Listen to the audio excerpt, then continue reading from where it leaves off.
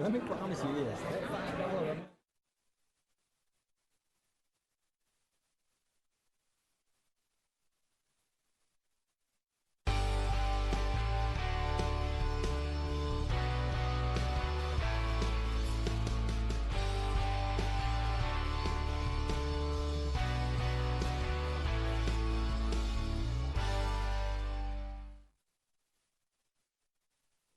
Yeah.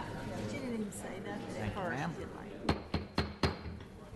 like, Welcome to the Murfreesboro City Council meeting. It's June the 14th, 2018. Councilmember Rick LaLance has our prayer and our pledge. All right. You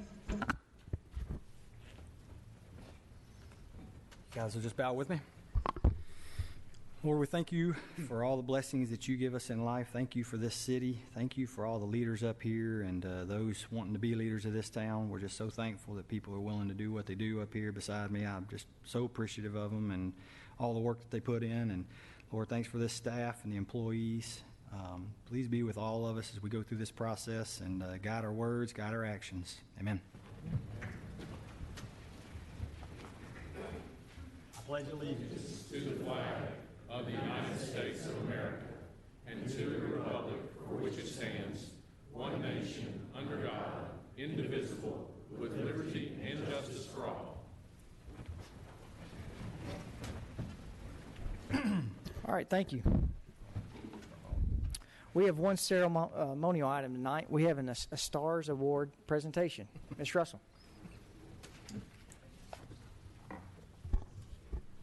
Good evening, Mayor and Council members. It is my honor to introduce to you the following employees that work at the Stones River Water Plant. Monty Casto, who is not present right now, Plant Shift Supervisor, Greg Sandage, Maintenance Technician, and Brandon Laster, Maintenance Technician. They were nominated for a STARS Award by the Assistant Plant Manager, Joe Russell. As you know, STARS stands for Succeeding Through Attitudes Reflecting Service Excellence. These three gentlemen are being recognized for the following. During a delivery of sodium permanganate, the fill line to the bulk tank cracked and broke off. Monty, Greg, and Brandon leaped into action by stopping the leaking pipe and tanker by turning off valves and isolating the leak. Then they created a containment area by blocking the damming drains that could have taken this chemical to the river and caused environmental issues. Next, they neutralized the permanganate with another chemical, at which point it was safe to flush and clear away. They didn't allow a drop to make it to the drains. The truck driver had this chemical all over him, and Monty took him to a shower and supplied him with face cloth, towel, soap, shampoo, and a way to remove the chemical off himself. The driver had a change of clothing, but all three were willing to provide clothing from their lockers if needed. Monty and Greg are hazmat team members. Brandon is hazmat certified, but not yet on the team, but still felt compelled to react and help. On this day, these gentlemen went above and beyond their everyday routine and provided service to the Stones River Water Plant and the City of Murfreesboro that reflects and exudes what we are looking for in our STAR employees. We would like to recognize these employees and have the mayor provide them this award.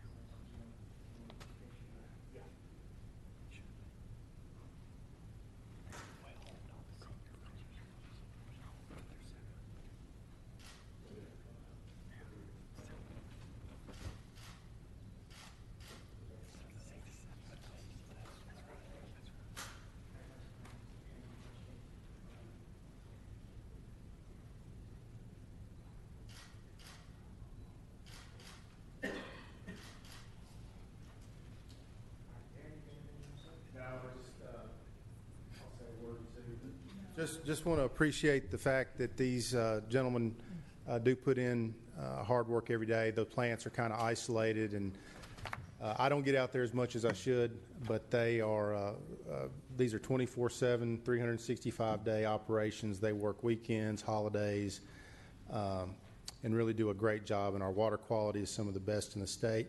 and it's because of the attitudes and the professionalism of the folks that work out there. So I want to thank them very much.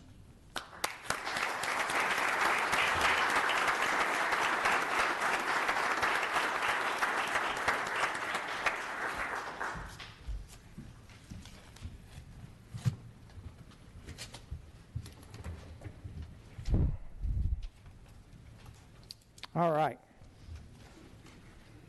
You have several items on your consent agenda. Is there anything that we need to remove to discuss?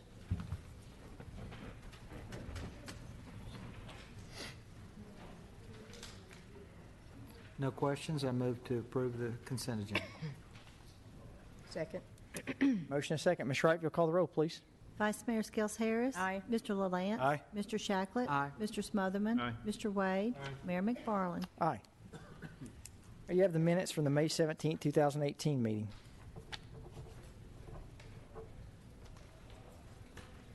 So moved. Second. Motion and second. Vice Mayor Skels Harris. Aye. Mr. LaLance. Aye. Mr. Shacklet. Aye. Mr. Smotherman. Aye. Mr. Wade. Aye. Mayor McFarland. Aye. All right, we'll now move into new business. You've got to consider for approval renewal for certificates of compliance for wine and retail stores for Kenneth Martin Nee at Walmart, number 5182, 2478 New Salem Highway. Crystal Lynn Agent Smith at Walmart, 5057. Jules Smith at Kroger, number 532. 2449 Old Fort Parkway, Kroger number 543 on Church Street, Kroger 529 on West Northfield Boulevard, Kroger 539 on Memorial Boulevard, number 564 on Las Casas Pipe, number 521 on Middle Tennessee Boulevard. Mayor, all of these stores are coming up on their 2-year renewal, and they are in line with our requirements, and I recommend approval. Move for approval. Second. Motion second. Ms. Wright? Vice Mayor Skels Harris. Aye. Mr. LaLance. Aye. Mr. Shacklet. Aye. Mr. Smotherman. Aye. Mr. Wade. Aye. Mayor McFarland.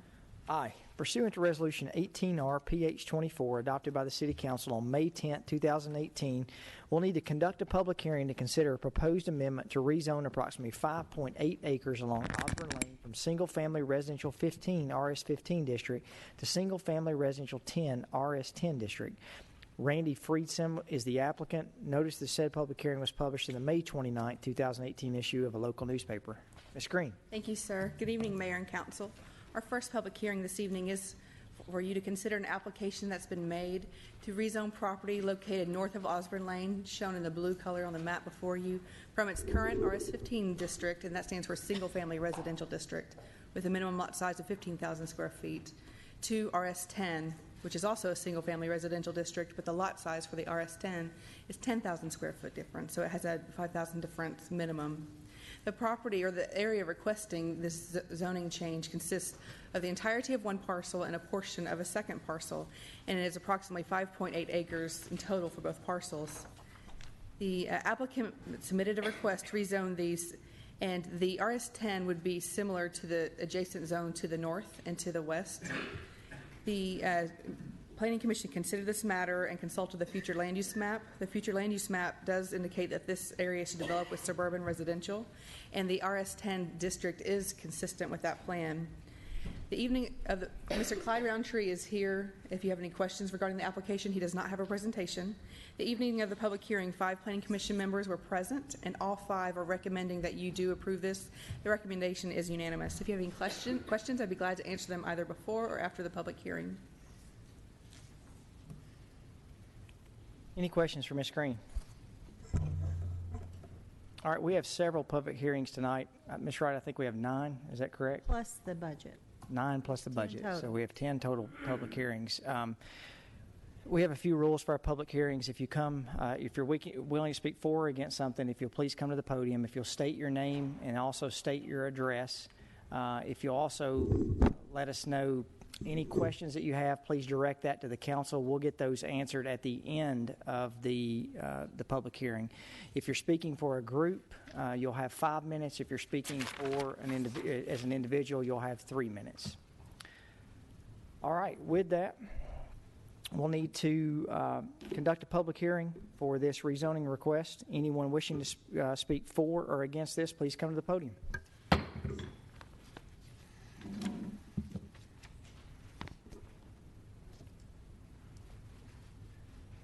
All right, seeing none, we'll close the public hearing. We'll consider for passage on first reading ordinance 18OZ24 to rezone an area along Osborne Lane to single-family residential 10 RS10 district.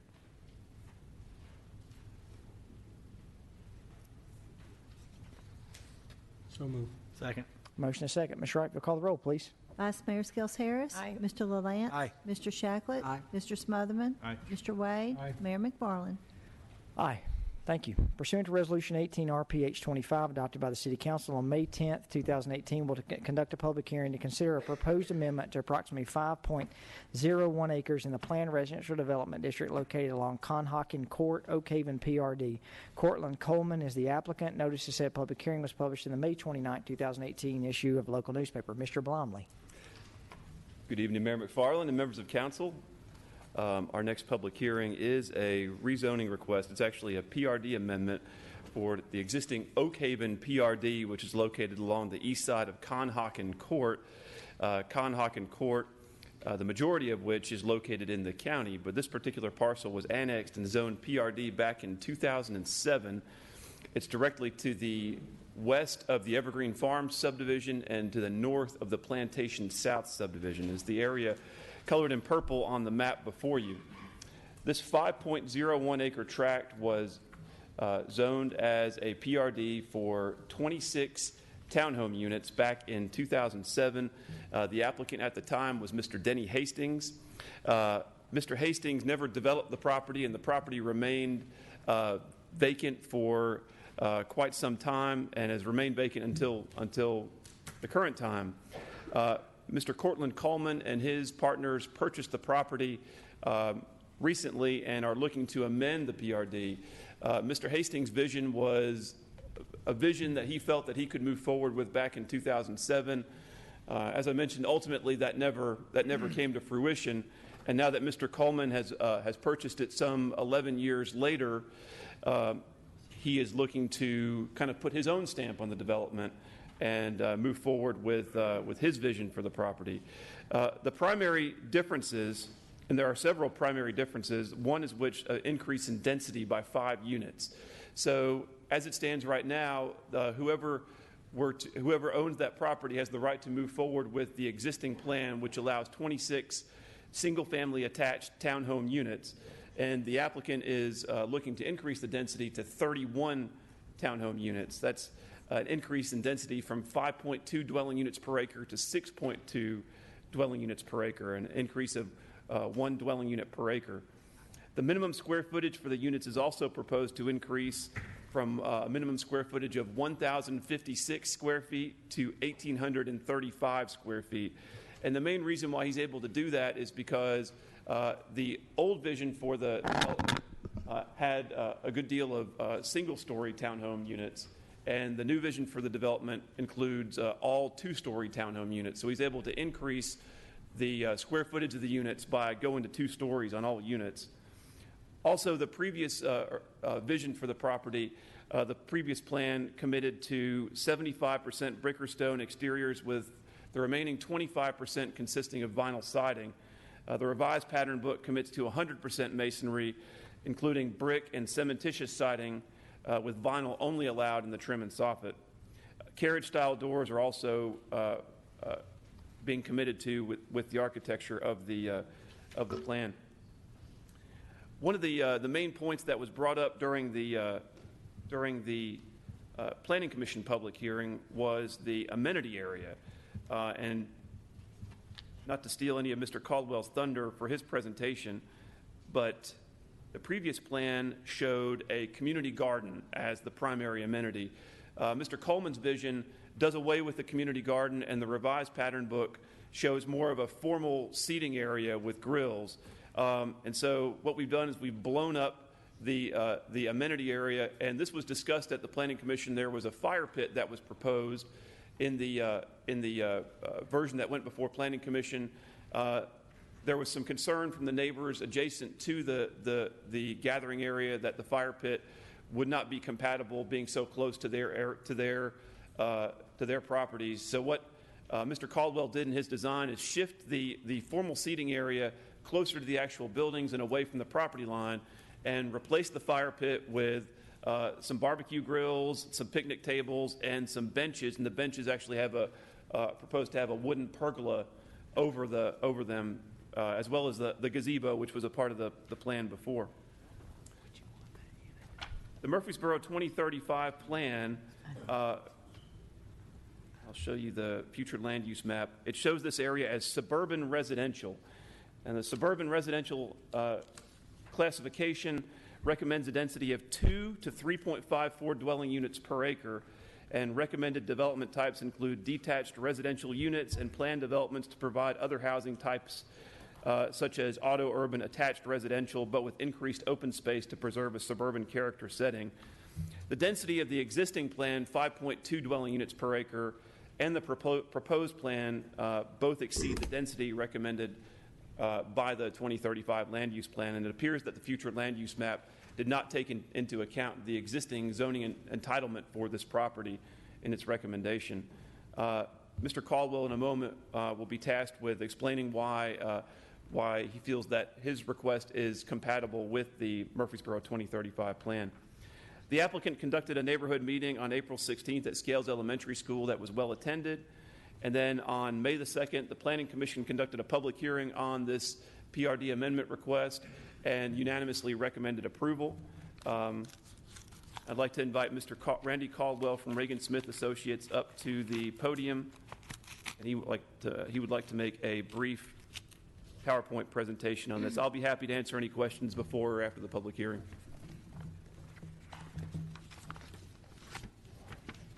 Thank you, Matthew. And again, Randy Caldwell with Reagan Smith, Mayor, City Council. Appreciate the opportunity to be here tonight. Matthew did steal quite a bit of my thunder, but I do want to make this brief and go through our presentation and just brief you on some of the things that Matthew did touch on here. I do have with me tonight Wes McGill, who's one of my associates in Project Manager City and will be the project engineer on the project. And the reason I brought him here tonight is there was quite a few questions about the storm drainage on this site. We wanted to be proactive in addressing that, met with the staff, came up with a drainage solution to this site just to make sure that we address that issue that we heard at the neighborhood meeting, as well as some blasting concerns that we heard. Also, again, Cortland is here with me, and he might say a few words as I finish up my presentation just to introduce you to him. Again, the reason we're here tonight is, again, I think Cortland has has a better vision for this property. I think there's an improvement on what was there before. It was a good plan before, but I think he has brought to the table a little better product, larger square footage, which will in turn add some value to the neighborhood. The visual you see on here right now is basically the boundary survey for this. It's a 5-acre tract. Just to kind of put it in context with the surrounding neighborhood, there's a couple things we're dealing with. This was a narrow piece of property to begin with. The blue line that you see that runs to the south there is a water line easement, so that restricts the property a little bit. We are, restricted to access on Conhocken Court to the west. And again, you can see how the neighborhood kind of fits in surrounding the property. Again, this just shows you where it is in relation to the rest of the community there. As you can see, the county it's still county development to the north and the west. You'll see kind of the circuitous route that it takes to 96 to get to the property here, so it's kind of hidden back in there. But just wanted to show you this in context with the surrounding area. Again, as Matthew mentioned, this is the approved preliminary PUD as it stands right now, 26 units. As Matthew mentioned, it was primarily one-story units, an average of about 1,400 square foot as far as the products go there. Primarily, again, due to the shape of the property, we're pretty limited to what we could do. We did have commitments to saving and preserving the perimeter tree line on there, which was important to the neighborhood. This was a gated community when it was originally envisioned. We are changing that with this application. And you can see the community garden down to the southeast corner there, which was where the kind of formal open space is envisioned. Again, since then, the design guidelines have been acted, so there's formal open space requirements. We felt that the community garden didn't really meet the vision for that, so that's why we changed that as well as part of this. Again, because of the fact that Cortland is going to 2 stories on this, we can get an average of 2,000 square foot units on the property. So a significant increase in the square footage, but because it was reduced a bit, we pretty much are able to keep the building footprints at the same as what they are on the original plan. So we really haven't impacted on encroaching into the neighbors as far as the perimeter yards go. In fact, we've been able to pull the buildings back a little bit further. We did take away the gated element of this, just didn't feel it felt fit in context with the area. Again, we looked at the storm drainage a little bit closer, so you see the detention area has increased a bit. We also added a dumpster pad on the site because as we developed the units, the ability to get the garbage inside the garage, we could not do that. So again, in order to count those as parking spaces towards our minimum parking criteria, we basically did that dumpster pad. Again, with that, this will be a homeowners association. With that, there will be restrictions relative to no storage allowed in the garages, which we built into this. So again, the plan is pretty similar. Again, Matthew touched on base, and again, Councilman Smotherman, this is a revision also in reaction to trying to pull that amenity area a little bit, those more active components a little bit further away from the neighbor that was at the public hearing. So we felt we addressed that issue as part of this. Again, architecturally, again, as Matthew had mentioned, this will be 100% masonry material on the site. We worked with staff pretty closely. This is a 3D visual of what we came up with. This went through a process with staff, getting them satisfied with the mix of materials, some of the design elements with the building. We do have a materials board here if you want to see that as part of that. Again, drainage, I'll let Wes get up here and address the drainage and blasting concerns we heard from the neighborhood, just to give you a quick briefing on that. Good evening, Mayor, council members. My name is Wes McGill. I'm the civil engineer for the project with Reagan Smith. Talking a little bit tonight about stormwater. Existing today, the site currently drains into a sinkhole located in about the middle of the property, you can see there. And for some reason, if that sinkhole were to become clogged, the natural overflow pattern is shown in blue, which would allow the stormwater to drain to the west into an existing ditch along the property line and then eventually off-site. For our proposed plan, we're wanting to utilize that sinkhole as well and upgrade it with use of an injection well that would be permitted by the state. The stormwater would be detained and controlled through the 100-year storm event and then released into that injection well and through the sinkhole. We do understand there were some concerns by some of the neighbors to the west that stormwater generated from this site may flow over their property. So we did meet with staff to address those concerns and came up with two options that we think would resolve that. Option A would be to utilize the storm sewer that's proposed with the development as the overflow. So in the unlikely event that the sinkhole became clogged and the injection well became clogged, those pipes in the development would fill up to a certain elevation that would then overflow into a different pipe network that would discharge into the roadside ditch along Conhocken Court. Now, if for some reason that was not achievable, the second option would be to mimic the natural drainage flow that would allow the stormwater to drain to the west into the ditch along the property line. We also understand there's some concerns by neighbors about potential blasting. We do think this is going to be a majority fill site, so if blasting does occur, it's going to be probably with the installation of deeper utilities. And those blasting contractors do have state and federal guidelines that they do have to follow, and surveys will be provided on structures located within 300 feet of the blasting zone, so before, during, and after, to monitor if there's any movement made on those structures. But I'm happy to answer any questions you might have about those. If not, I'll go ahead and turn it over to Randy again. Thank you. Back up to my power presentation. Again, the next slides are basically showing, again, this is a side-by-side of the existing plan that's in place on the left versus the new plan. Again, actually, we're able to achieve even a little bit more open space as a result of this and able to pull the buildings back a little bit further. And again, just some differences on here, again, going from the 26 to the 31. Again, I guess addressing the land use plan. Again, to Matthew's point, I don't think this really recognized the fact that there was an already approval in place for this. And again, I think with the increase in the square footage of the building, that brings some greater value, higher priced units to this as compared to what was there before. So again, we hope that we have a better plan. There are sidewalks in this compared to the last time when the design guidelines weren't in place. Again, all the this being 100% masonry, we think there's some great assets, some great benefits to this improved plan. So again, we're here to answer any questions after the public hearing if you have any. Thank you. Any questions for Mr. Caldwell? All right, seeing none, we'll need to open the public hearing. Anyone wishing to speak for or against this PRD amendment, please come to the podium.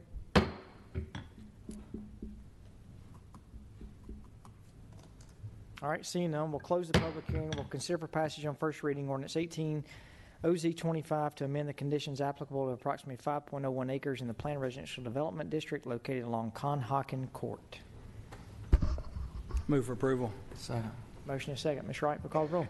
Vice Mayor Skels Harris. Aye. Mr. LaLance. Aye. Mr. Shacklet. Aye. Mr. Smotherman. Aye. Mr. Wade. Aye. Mayor McFarland. Aye. Pursuant to Resolution 18R-PH 26, adopted by the City Council on May 10, 2018, we'll conduct a public hearing to consider, 1, the adoption of plan of services for the annexation of 18.75 acres, and 2, the zoning of approximately 18.29 acres along Armstrong Valley Road to single-family residential 6 district, which has been proposed to be annexed in the city of Murfreesboro, Tennessee, and rezoning of approximately 44.5 acres along Armstrong Valley Road from single-family residential 8 district to single-family residential 6 district. Cornerstone Development LLC is the applicant. Notice of said public hearing was published in the May 29, 2018 issue of a local newspaper.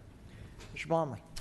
Thank you, Member Farland. Our next item is a annexation request and plan of services. And one thing, Ms. Green has been so kind as to go up a few times and get a couple of files for me. We had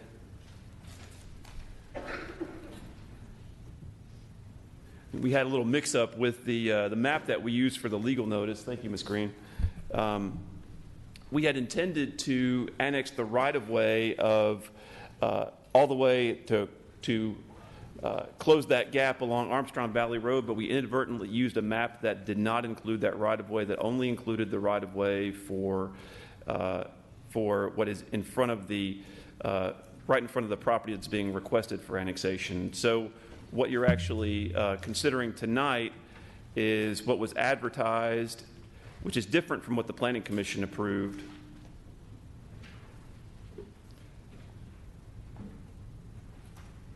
Which is this map right here, which only includes the right-of-way right here on this little segment. Now, I might need some guidance from Mr. Tucker and Mr. Tyndall on how we handle this, since what the Planning Commission considered was different from what we advertised. And I apologize for the mix-up. This is my fault for getting the wrong map down to our legal department. At any rate, the requested property is the area colored in blue. It's a flag lot located along the east side of Armstrong Valley Road. Property is within the city's urban growth boundary. The property has been requested in writing for annexation by the current property owner, and it is contiguous with the existing city limits. We have a simultaneous zoning request on it, which will be the last item that we'll vote on with regards to this property. The tract itself is a little bit over 18 acres. There's an existing single-family home and several accessory structures on the property. One thing of note, our fire department has indicated that they cannot provide service in the current state to the existing structures on the property. Mr. Mingy, the owner of the property, is aware of the fact that they cannot provide services to those structures and that they need to be removed or that fire protection be installed. He has elected to remove those structures prior to second and final reading. So if you on the zoning, so if you approve the annexation and the zoning tonight on first reading, we'll hold the second reading until Mr. Mingy either moves or demolishes the existing structures on the property. Sanitary sewer is not currently available to this property, but can be extended by the developer. In all other regards, the property should be relatively easy to annex, and as it is contiguous to the existing city limits. I'll be happy to answer any questions regarding the annexation petition or the plan of services before or after the public hearing. The Planning Commission conducted a public hearing on May 2nd and unanimously recommended approval. And like I said, I apologize for the mix-up with the maps. That was my error. Be happy to answer any questions. Any questions for Mr. Blomley? All right, we'll need to conduct a public. Mr. Tucker, is there a specific way we need to handle this?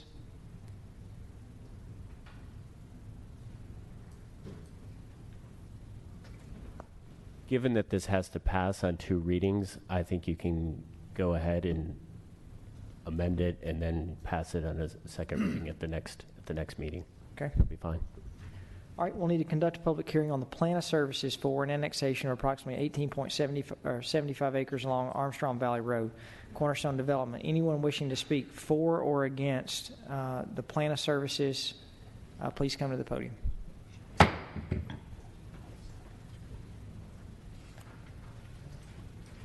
All right, seeing none, we'll close the public hearing. We'll consider for adoption Resolution 18 RPS 6 to adopt a plan of services for approximately 18.75 acres along Armstrong Valley Road.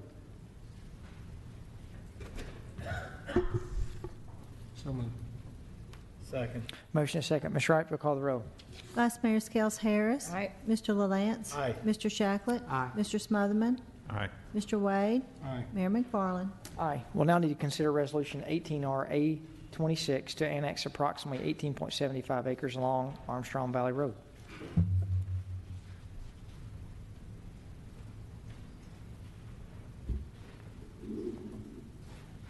So moved. Second. Motion is second. Ms. Wright, will call the roll. Vice Mayor Skels Harris. Aye. Mr. LaLance. Aye. Mr. Shacklet. Aye. Mr. Smotherman. Aye. Mr. Wade. Aye. Mayor McFarland. Aye. We'll now need to conduct a public hearing to consider zoning, excuse me, Mr. Blomley, we'll need to talk about the annexation request. Not the annexation request, the zoning request. Sorry. Thank you, Mayor McFarland. And I assure you that this map is correct that we have before us. So no more map mix-ups tonight for me. The simultaneous zoning request is for the area in orange. It is a request to zone the property that we just considered for annexation to RS6, single-family residential with a minimum lot size of 6,000 square feet. And there's also a rezoning request with this item is to rezone the property colored in purple, which is directly to the south of the property that you just considered for annexation, from RS8 to RS6. Back in 2016, that area in purple was rezoned from RS15 to RS8. Mr. Mingy was the applicant. Since that time, his engineering firm has discovered what they believe to be some wetlands on the property that are restricting the total yield. So he is electing to request RS6 zoning for smaller lots in order to be able to maintain the yield that he desires to get on the property. The RS8 zoning, of course, requires minimum lot sizes of 8,000 square feet. The RS6 zone requires minimum lot sizes of 6,000 square feet. The applicant has submitted a concept plan showing how he intends to develop the property. All three of these parcels, the two that are in purple and the two that are in orange, would all be a part of a single-family residential subdivision. And you can see the areas in green and blue that he has identified as proposed wetlands and mitigated wetlands that take up quite a good bit of the area that's in question. The RS8 zone does not have some of the same protections that the RS6 zone. So while with the RS6 zone you get smaller lots and a little bit greater density, the RS6 zone does provide some protections that the RS8 zone does not.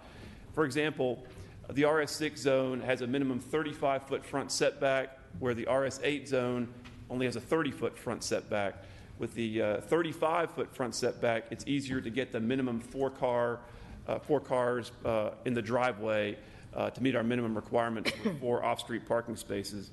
In addition, because of for fire protection purposes, the RS6 zone requires a minimum of 75% brick, stone, or cementitious siding on each facade of each building, and no more than 25% of any facade in RS6 may be comprised of building materials such as EIFS, vinyl siding, or wood siding, and there are no building material requirements in the RS8 zone. So while the lot size is getting smaller and the density is going up a little bit, there are some protections that are achieved with the RS6 zone. Future land use map contained in the Murfreesboro 2035 Comprehensive Plan designates this area as auto-urban general residential, and this category recommends single-family detached or attached residential uses at a density of 3.54 to 8.64 dwelling units per acre. Now, in the RS6 zone, you could reasonably expect, under ideal conditions, to get about 5 to 6 lots per acre. However, because of the wetlands, what the applicant is showing on his concept plan is actually down around 3 dwelling units per acre, which is actually lower density than what the 2035 plan recommends. The Planning Commission conducted a public hearing on this matter on May 2nd and unanimously recommended approval of this zoning request. I'll be happy to answer any questions either before or after the public hearing. And Mr. Rob Molchan from SEC is here. If you have any questions, he's representing Mr. Mingy, the developer. Any questions? All right, seeing none, we'll need to conduct a public hearing for this zoning request. Anyone wishing to speak for or against, please come to the podium.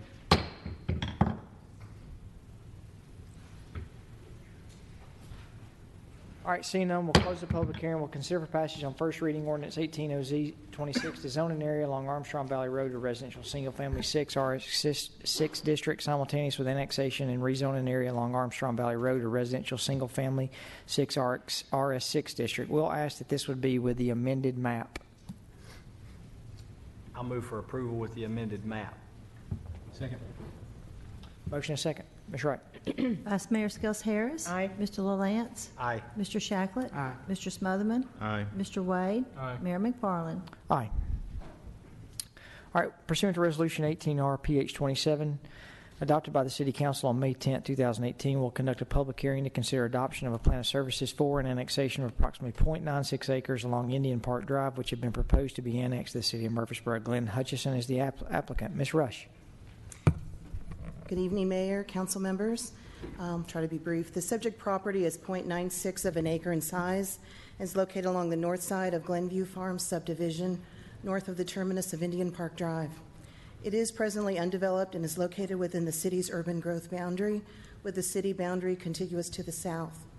This annexation is to bring the required stormwater detention facility for the Glenview Farm subdivision into the city limit.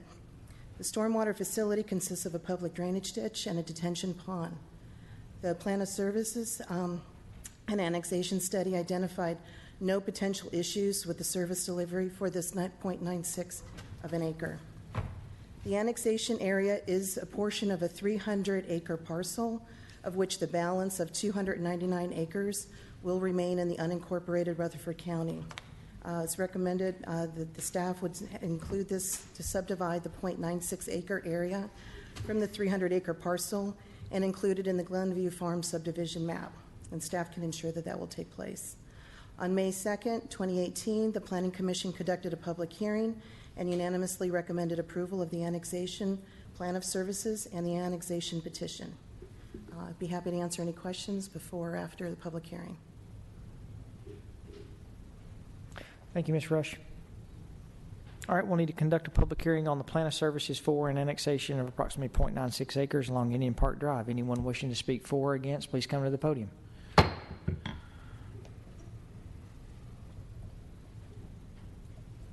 All right, seeing none, we'll consider for adoption Resolution 18R-PS27 to adopt a plan of services for approximately 9.96 acres along Indian Park Drive. Move for approval. Motion is second. Ms. Wright.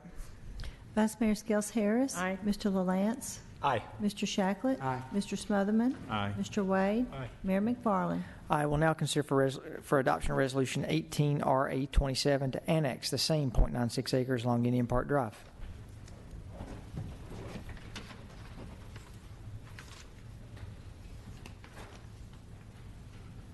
Move for approval.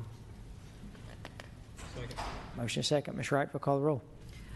Vice Mayor Skels Harris. Aye. Mr. LaLance. Aye. Mr. Shacklet. Aye. Mr. Smotherman. Aye. Mr. Wade. Mayor McFarland. Aye. Pursuant to Resolution 18RPH28 adopted by the City Council on May 10th, we'll conduct a public hearing to consider a proposed amendment to approximately 4.73 acres in the planned commercial development located at 2615 South Rutherford Boulevard. Rutherford Boulevard Self-Storage. EcoSite is the applicant. Ms. Rush. The subject property is 4.73 acres in size and is located along the west side of South Rutherford Boulevard, south of Haven Drive. The property is developed with a multi-storage, self-storage facility. Previously, in 2002, the City Council approved the planned commercial development zoning for the property to allow development of approximately 78,000 square foot storage facility. Subsequently, in 2005, the City Council approved an amendment to the PCD to allow an increase in floor area to 95,000 square feet.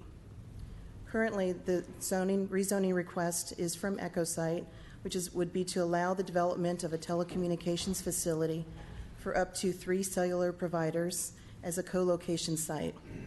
This would include a 160-foot tall monopole with mounted equipment, a fenced enclosure with ground-mounted equipment, landscaping of 4 Leland cypress trees along the east side to block views, and presently there are 7 parking spaces on site. 5 of these would be relocated to elsewhere on the property, so there would be no net loss of parking. Additional requirements for development of telecommunication facilities are set forth by the zoning ordinance in Section 31.E, which address setbacks, fencing, landscaping, FAA approval, lighting, and co-location. The proposal does comply with the required standards. The height is similar in nature to what we see in all the telecommunication facilities that we have coming into town. And so this is a height exceedance within that zoning district, but it is consistent with this type of use. On May 2nd, 2018, the Planning Commission conducted a public hearing and unanimously recommended approval of the zoning application. This concludes my presentation, and I'll answer any questions.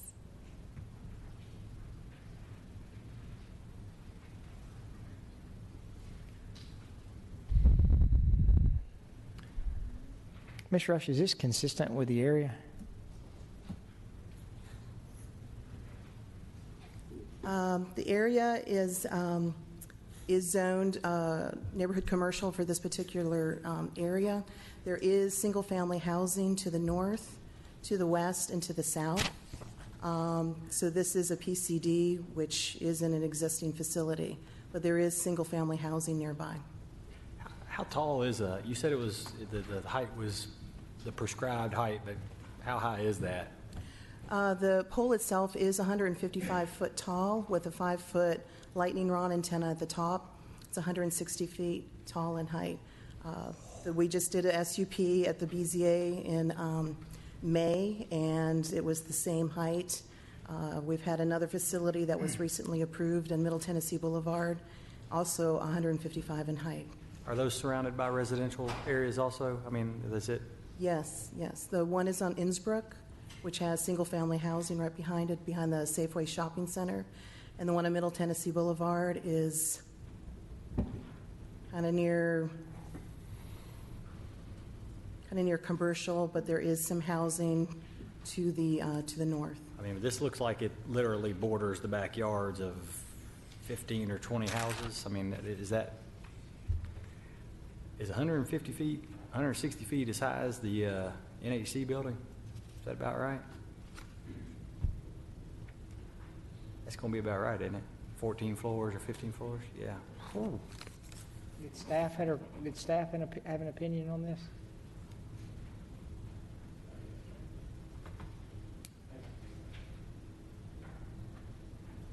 Mayor and members of the council, we met with this company and requested alternate locations for this tower.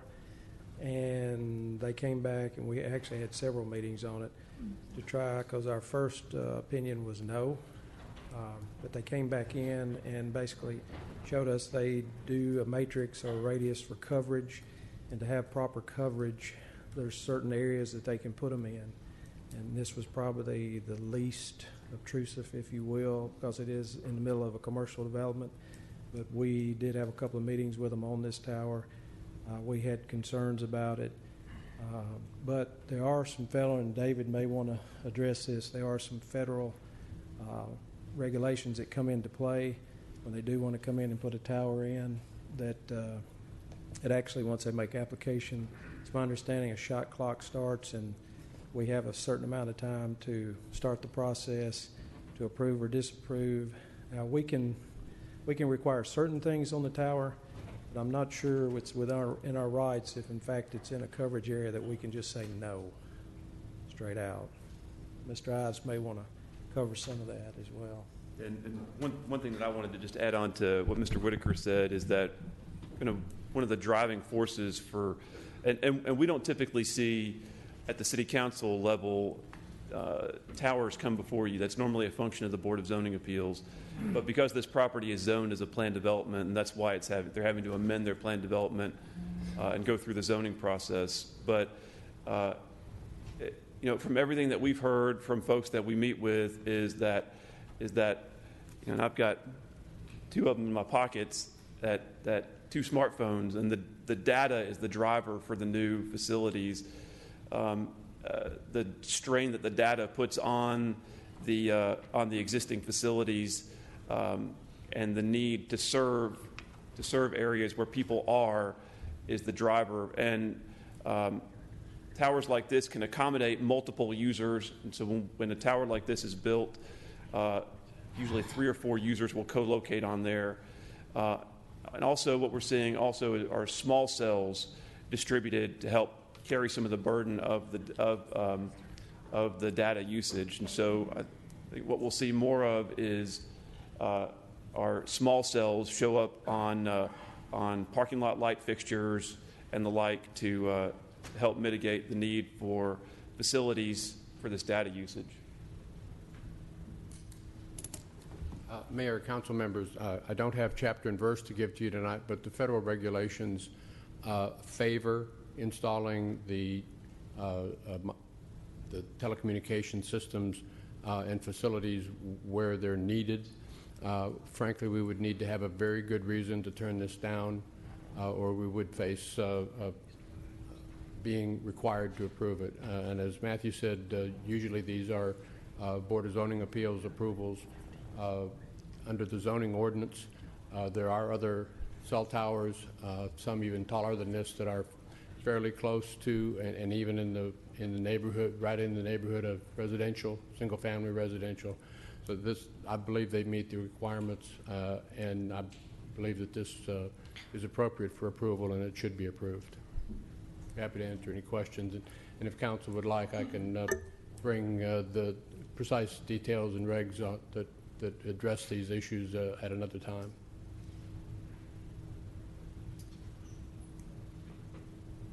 Nothing like having no choice.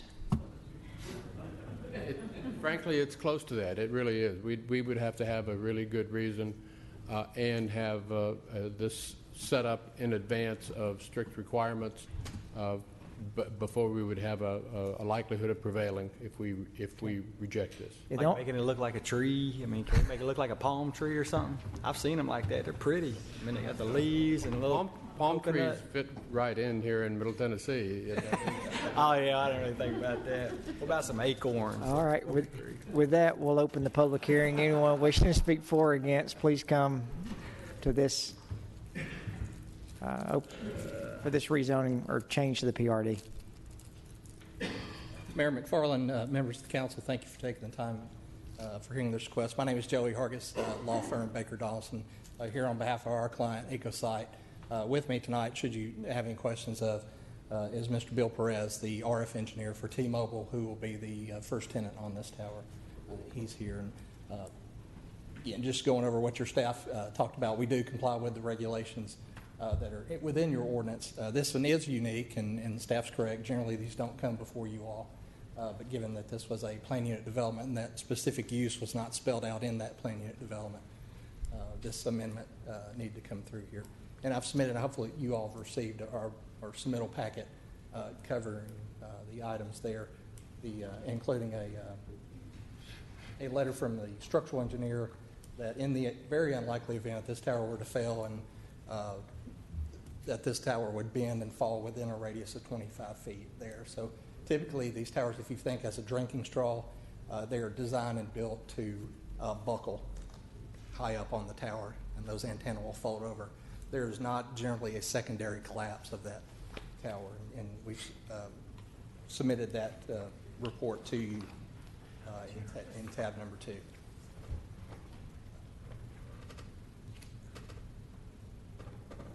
Mr. Lance, I guess to address one thing about as far as appearance, we obviously proposed a monopole. We thought that there are palm trees, cactus even have been used, pine trees. Hardwoods. Yes, sir. We felt those types of deployments would clearly stick out here, that a monopole would be less visually intrusive. All right. There will be no lights on this tower. The FAA does not require them because it is under 200 feet. So you're used to seeing the taller towers with a red and white at night. This will be completely unlit. Thank you. I'm here if you have any questions.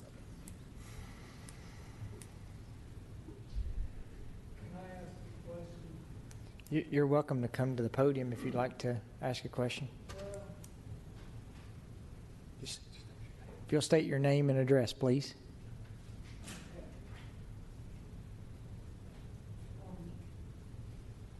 Robert Barkley, 215 North University Street, Murfreesboro. And I heard one gentleman say, they're asking for a zoning change, which means there's something that prevents them from doing what they want to do without approval. Then I heard another person say, well, we think that there's going to be these other alternatives that are going to fill in.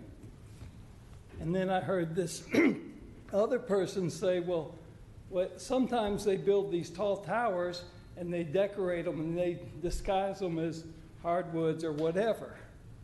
So given all that information, why don't we have them do something different if it's ugly and it's in a residential neighborhood?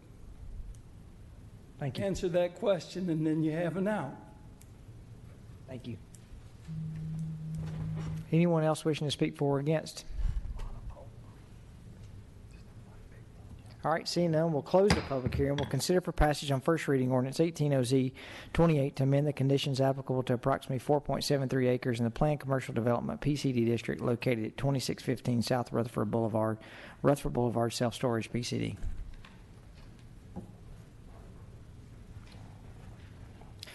Mr. Ives, the question was, can we make them do something more decorative on the pole? We have some ability to require that within some amount of reason. Having seen some things that were intended to be decorative, I can't think of much that would stick out more than a 150-foot tree of any kind in this area. It will stick out far more than a monopole. They don't look real. Now, if you have an opportunity to hide one inside of a church steeple, that has happened in places, and that is a good way to do it. If you have a tall building, now it's not that tall, but at the Embassy Suites, there is a parapet wall, and there are a variety of antennas inside that parapet wall. No one sees them. They're hidden completely. That's great. But put a 150-foot pole up and then put some kind of, I don't know, Christmas lights, something on it, whether it is cactus or anything else, it's going to stick out far more than a 150-foot, probably, I would assume, either stainless steel or painted white pole. That's my opinion. Yes, sir. I flew all the way to California to see a 150-foot tall tree, though. Sorry. Well, when I lived in Colorado, there was an area, and I'm guessing at the Heights, because I don't want there was a tree that stood up about 50 foot taller than the surrounding natural pine trees. It was an antenna. It stuck out. It stuck out more than a monopole or even, I think, a lattice tower would have stuck out. David, I think when we refer to the more designer type antennas, which I guess is what we're referring to when we start talking about trees and cactus and extensions on the poles and stuff, those are generally small cell towers. We aren't talking about a small cell tower here. This is an actual cell tower. This is a macro cell tower. Right. We have dozens of them in town. We've got one at the corner of Jones Boulevard and Clark Boulevard over there behind the fire hall. We've got one behind the Dairy Queen on Memorial. We do, and we're going to have more of them, frankly. In the wintertime, you can see them off in the distance, the light flashing. But as far as neighbors, they're not intrusive neighbors. They haven't had a party yet. So I mean, realistically, as far as towers go, and the location of this one right next to Rutherford Boulevard, it's really not going to be that far out of place, I don't think. As long as the vast majority of us want to have more and more cell phone type of services and data, we're going to continue to have more and more of these towers. Yeah. They go together. All right. You have this request in front of you. Move for approval. Second. Motion is second. Ms. Wright, call the roll. Vice Mayor Skels Harris. Aye. Mr. LaLance. Mr. Shacklet. Aye. Mr. Smotherman. Aye. Mr. Wade. Mayor McFarland. Aye. Pursuant to Resolution 18 RPH 29 adopted by the City Council on May 10, 2018, we'll need to conduct a public hearing to consider a proposed amendment to rezone approximately 3.64 acres along Franklin Road and Veterans Parkway to Commercial Fringe District, Commercial Highway District. Veteran Commons GP is the applicant. Ms. Tomlin. Good evening. How are you all this evening? Let me get to our page here so we can see.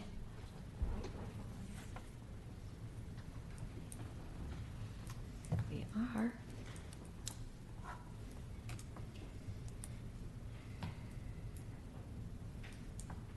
We're way down here.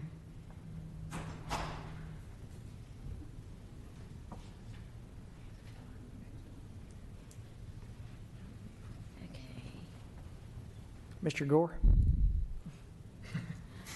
Okay, I thought this would pop up real easily, but it's not. Anyway, I'll just. You're close. A lot of attachments to the, Okay, the cell I'm tower like, one. where is this, Matthew? There we go. Okay, Awesome. so you have in front of you a request to rezone this from commercial highway to commercial fringe. This applicant came into the office in February with a site plan for a small commercial development that would include a commercial center as well as a gas station. In the process of review, he found out that there is a requirement in the commercial fringe zone that gas stations be 200 feet from the property line of property zone for residential. So that's not gas pump to residents, but property line to property line. So this property could not meet that criteria. His first line was to go to the Board of Zoning Appeals, and that's really not the right avenue. So he pulled that application back, and he's coming in and asking for commercial highway. There is no 200-foot requirement in the commercial highway zone. In the 2035 plan, this corner lot is shown as commercial general, so changing to commercial highway would be appropriate. That would be to my, to the west of this is county property. It has developed or in the process of developing when Veterans Highway came through, and now this is two major arterials, kind of the character of this area changed. So changing this from commercial fringe, which was probably set up at some point to be maybe a buffer zone there, to that county residential, that's really not going to be what this area is anymore. So the commercial highway is an appropriate zone. The Planning Commission held a public hearing on May 2nd. No one came and spoke concerning this, and the Planning Commission unanimously recommends that you approve this. And I can answer any questions you have.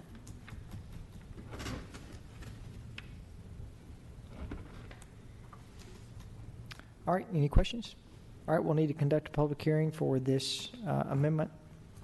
Anyone wishing to speak for or against, please come to the podium. Seeing none, we'll close the public hearing. We'll consider for passage on first reading ordinance 18-OZ29 to rezone an area along Franklin Road and Veterans Parkway to commercial highway. Second. Motion is second. Ms. Wright? Vice Mayor Skels Harris. Aye. Mr. LaLance. Aye. Mr. Shacklet. Aye. Mr. Smotherman. Aye. Mr. Wade. Aye. Mayor McFarland. Aye. Mr. Balmy, I have got X's through number 10 and 11. Are we not doing those?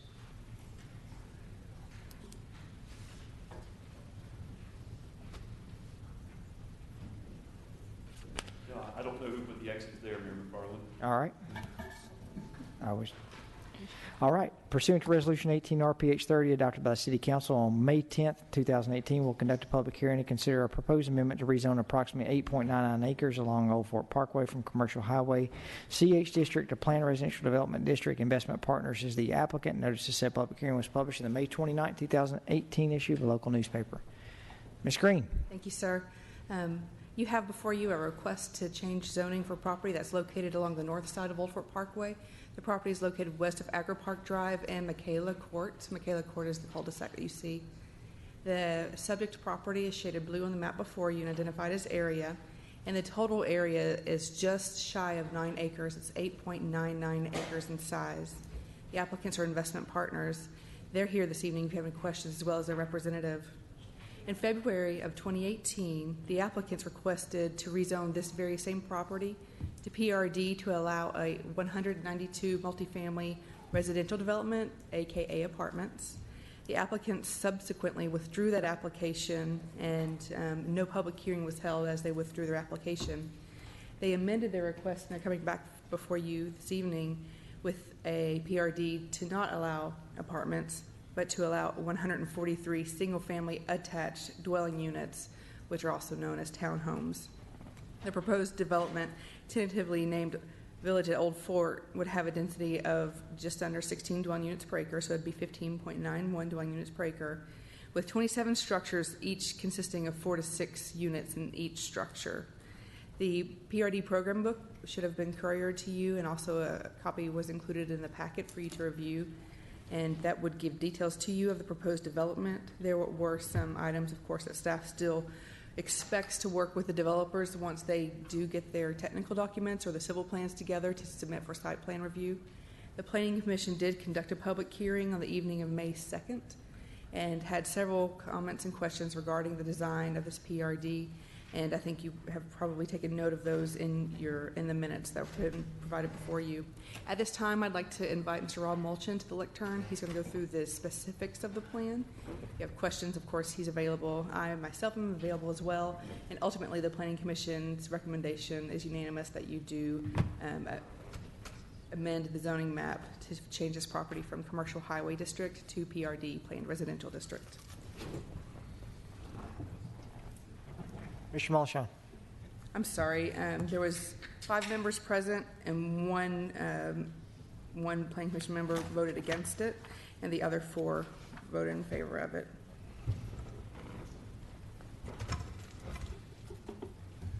Good evening, Mayor, members of Council. Rob Mulchin, SEC, here tonight on behalf of Investment Partners, LLC, to present to you the Village at Old Fort. Give you a quick overview. The site, as you can see in the pink and white rectangle there, is located to the west of the interchange of Highway 96 and I-24.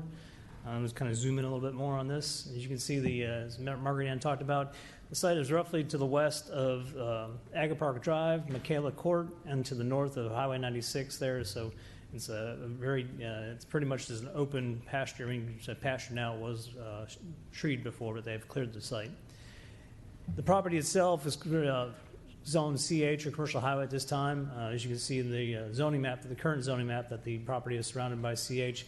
You have some county property off to the west and more CH to the east and to the south. part of this rezoning request, most of this rezoning request is the rectangle, but we're also incorporating the yellow sliver that you just saw pop up on the screen. That is the shared access way to the site. We're not asking for rezoning on that tonight. We're just asking for rezoning of the main portion, which is almost 9 acres on that side. That shared access is utilized by the Burger King restaurant along Old Fort Park. In regards to the future land use, the future land use called for this to be an auto urban general commercial character area, which is more indicative for a commercial use with vehicular elements involved on that side. We're moving away from that intent of that land use and moving towards a residential character. We felt that this area was kind of a secluded piece of property that was behind a lot of other properties that really was not indicative from a commercial standpoint, and we felt that there was a need for potentially a residential element in this area on that side of the Highway 96. For the most part, the areas around that will be utilized. There's a couple of apartment complexes to the north of this property, and we felt that this is an appropriate use from a residential standpoint to take advantage of some of the commercial elements and our office elements that may expand around this property in the future. A couple of pictures really quick of the existing site. You can see this is looking from the end of the access drive into the site itself, so primarily open with some wooded areas around the periphery with the adjacent properties that are undeveloped at this time. Another view from the corner that's closest to the Kelton's property, and another view of the property itself. This is a view of the access drive. As you can see on the left-hand side of the image is the actual parking lot for the Burger King restaurant, and to the right is the AutoZone store. The AutoZone store has no access to this shared driveway. As you can see, the driveway itself is actually a 2-lane drive that comes and flares out at the end and allowing for a dedicated right and left-hand turn off the property and onto Highway 96. It's a view from the end of the driveway looking towards the west, towards Franklin on Highway 96, and a view back towards the interstate, looking towards the east. Requesting PRD tonight for a planned residential district. We're looking at roughly 143 townhomes, so we're looking at roughly almost 16 units to the acre. They will be sold under a horizontal property regime. The main element to this is that we're looking to make this an affordable housing product. The marketplace for these homes, we're looking at being sub $200,000 in range for each of the townhomes being sold on that side. The entire property, since it is a PRD, will be private, and will have private vehicular use areas, underground utilities. The units themselves, all 2-story units, no taller than 35 feet in height in regards to the typical zoning ordinance. The units themselves will range from roughly a little more than 1,000 square feet up to 1,300 square feet per living unit. And each unit will have 2 bedrooms.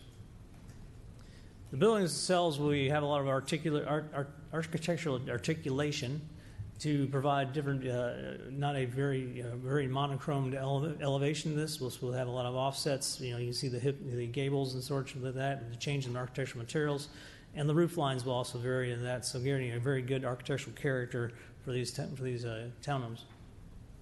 And the actual units themselves will also have a covered front porch or stoop. The buildings will have eaves. You can see this is the rear elevation of the townhome unit itself, along with the side elevations. And the units will also have a rear patio, so you can see in the larger elevation on the top there are those storage units between each of the patio areas in the back of the units for privacy between each of the units on that side. And we went to, there was a staff had raised some concern in regards to the elevations on the sides, in regards to the lack of windows. We went back to the architecture and added some window elements to that helped add a little extra character to those side elements, especially the ones that faced into the internal parking areas. Building materials, these will all be primarily a cementatious siding. We're looking at the change in use between just the regular siding, but also the shake style siding as well. That'll be the same for the side. The sides will be a cementatious siding board, and then the trim and soffits will also be a cementatious product. In regards to the amenities of this project, the main amenity area will be the dog park with pavilion and grilling stations. This will be a great place for the residents to come if they have any pets and such in a townhome environment. It is a pretty tight living quarters, so this will be a good place for them to take their animals out for a walk or stroll and hang out with some friends that they may make or meet at the complex.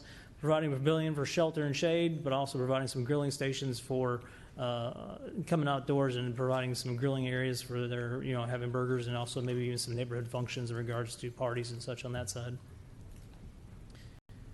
Also providing a mail kiosk. We're also providing, in regards to all the formal open space that were required on this site, another formal open area, another grilling station in the back with a paver area and such, with some benches, seating, and tables back in that other corner. So there's a diverse amount of amenity areas that will be provided for the development itself. We're also looking at the opportunity of providing a small walking trail along the western side of the property to provide for a overall recreational type of loop, because you'll have a sidewalk loop around the development on the inside along the front of the homes, but also providing a little extra green space. We'll have some benches and such along there for some quiet little sitting areas as well. We'll also be providing a type A buffer around the entire perimeter. We'll be incorporating different kinds of deciduous trees like maple trees, the evergreen trees such as magnolias and arborvitae, but also incorporating colorful trees such as redbuds and dogwoods, so we have some color throughout the year in this buffer along the periphery. Access, we have one main access point to the development currently. There'll be the development entrance will be off of Highway 96, the images I showed you earlier in regards to that. In regards to, this was, like I said, view to the west, looking back towards the interstate, the view back towards Highway 96, and again, the entrance itself with the three lanes, 1 lane in and 2 lanes out.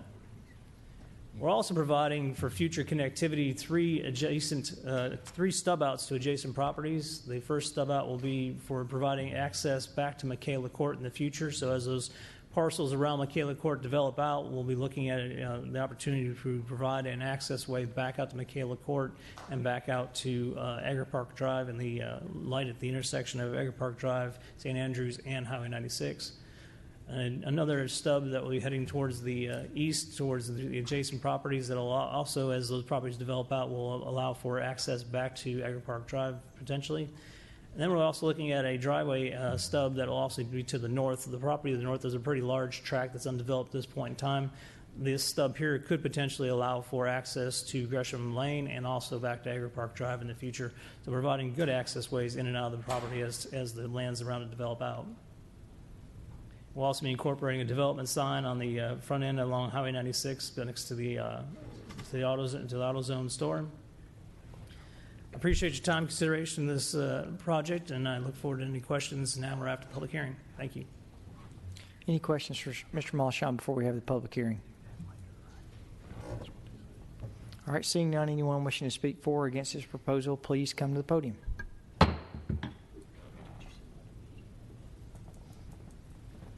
Seeing none, we'll close the public hearing. We'll consider for passage on first reading ordinance 18-OZ30 to rezone an area along Old Fort Parkway as planned residential development.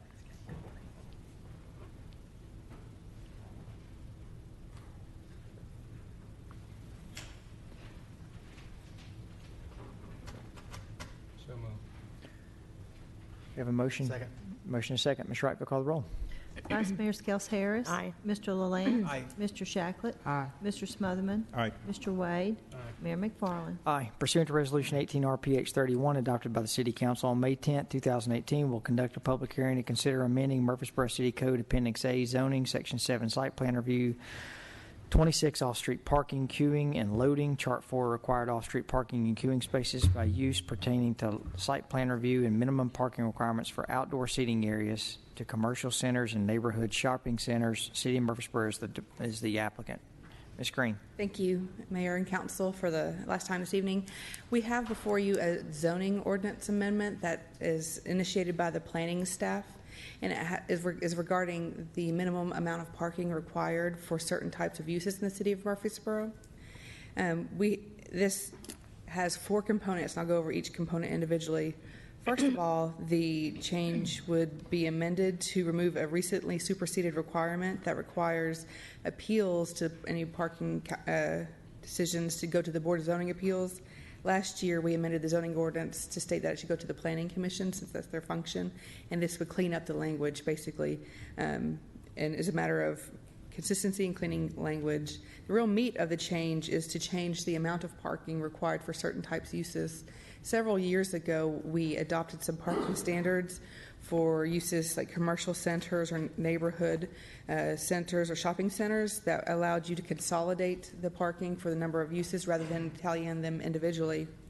And we have now have experience behind us where we didn't before. And we think that the ratio that we adopted several years ago is a little low. So what we're bringing to you today is a change that would require that commercial centers provide one regular off-street parking space for every 225 square foot of floor area as opposed to 250, and that's about 11% increase in the amount of parking. So these are those commercial retail centers where you see multi-tenants in one building and they share parking. We have a cap of the maximum amount of the space that can be a restaurant, but we have noticed that sometimes the restaurants and other uses compete for spaces and there's not enough. I think maybe you've seen some of these type of uses in the Gateway area, so we think this is going to help. It is a modest approach, but it's going to be helpful. Also, the neighborhood shopping center parking ratio currently requires one off-street regular parking space for every 275 square feet of floor area, and we're proposing to bring that down to 250. And so that would be a 10% increase in the number of parking spaces for neighborhood shopping centers. Also, we've run into some areas where the outdoor dining area, some applicants have requested to label that a patio. It does not meet the definition of patio, although I know informally you may say that you want to go to a restaurant and have a beverage on a patio. That's technically an extension of the service of the indoor use, so it's actually an outdoor dining area or outdoor seating area, although informally it's been referred to as a patio. There was somewhat of a loophole that possibly some of these uses didn't need to park all the seats that they put on the patio. Planning Commission recognized that that was something that needed to be addressed, so we have been currently regulating the parking in the outdoor dining area as we would indoor dining areas. So this would codify it in the zoning code, and it would make it clear that any type restaurant that has outdoor dining area has to park adequately for that outdoor dining area. And so that is the fourth change that we're proposing with this zoning ordinance amendment. If you have any questions, I'd be glad to answer them. You should conduct a public hearing, and Planning Commission's recommendation of this is unanimous. We'll now need to conduct a public hearing for these amendments to our zoning ordinance. Anyone wishing to speak for or against, please come to the podium. Seeing none, we'll close the public hearing. We'll consider for passage on first reading ordinance 18031, amending Appendix A zoning, Section 7 site plan review, off-street parking, queuing, loading, Chart 4 required off-street parking and queuing spaces by use pertaining to site plan review and minimum parking requirements for outdoor seating areas in commercial centers and neighborhood shopping centers. Move for approval. Second. Motion is second. Ms. Wright will call the roll. Vice Mayor Skels Harris. Aye. Mr. LaLance. Aye. Mr. Shacklet. Aye. Mr. Smotherman. Aye. Mr. Way. Aye. Mayor McFarland. Aye. Thank you to the planning staff. Pursuant to provisions of TCA 656-206 and the city charter, conduct a public hearing to consider the proposed 2018-2019 City of Murfreesboro budget. Notice the said public hearing was published in the June 5th, 2018 issue of a local newspaper. This is the public hearing that we're required for our proposed budget. Anyone wishing to speak for or against, please come to the podium.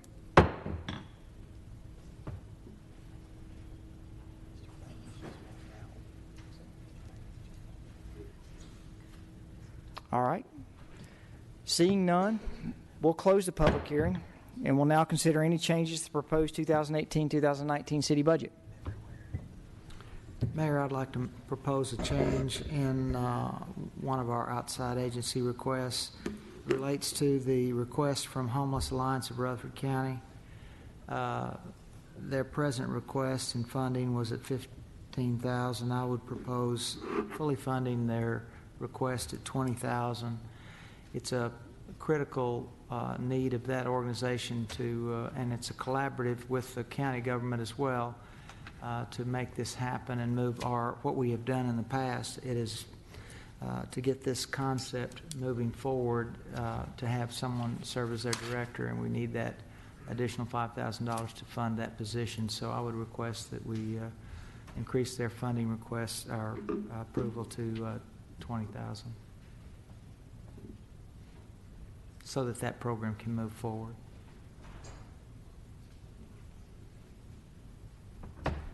Okay. Any other changes? I'd like to make the request that we add back the $100,000 to the city school budget for legal fees. I also would like to make one comment. I know we had a meeting today on this. I would like to just, for the record on the budget, ask that in MED's capital improvement budget, there's a $10 million earmark for future site. Craig and I had a very productive meeting today along with Mr. Minot and Ross Bradley, and would like to ask that before any funds are expended out of that $10 million, that at least comes back to the city council for approval for an expenditure that's going to be that large.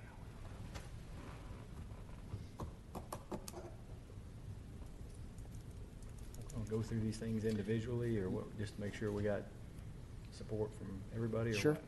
Yeah. We've got the recommendation on the homeless task force. Do we have any other? Yeah, I mean, Does anyone have any issues with that recommendation? my biggest issue with it is that we turned down didn't we turn down a lot of requests for outside agencies? I mean, weren't there a few that were new that we aren't adding? 25,000. Well, it'd be up to you to add them. We don't add those. But I saw, there was a list that was people who requested. We saw Right. that, right? Right. We leave that to y'all to decide if you want to add or not. We don't turn them down. We just don't include them. Life Earth experience. Yeah, there's 1, 2, 3, 4, 5, 6.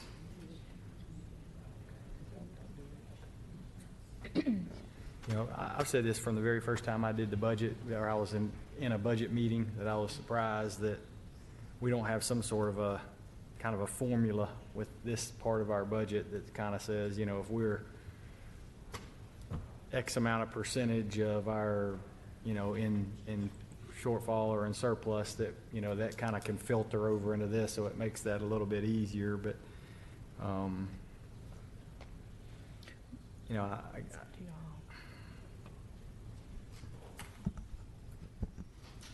As you look on there, what we've always included in the budget we give to you is either based on a formula, like with the county, or it's the amount they got last year. And then any new applications, we put in your supplemental book, so you'd have the full application if you've never seen their application before. And then we just leave it to council to decide if you want to continue funding someone, if you want to add someone, or if you want to increase someone's request. Because usually everybody turns in an application requesting a little more than they've received in the past.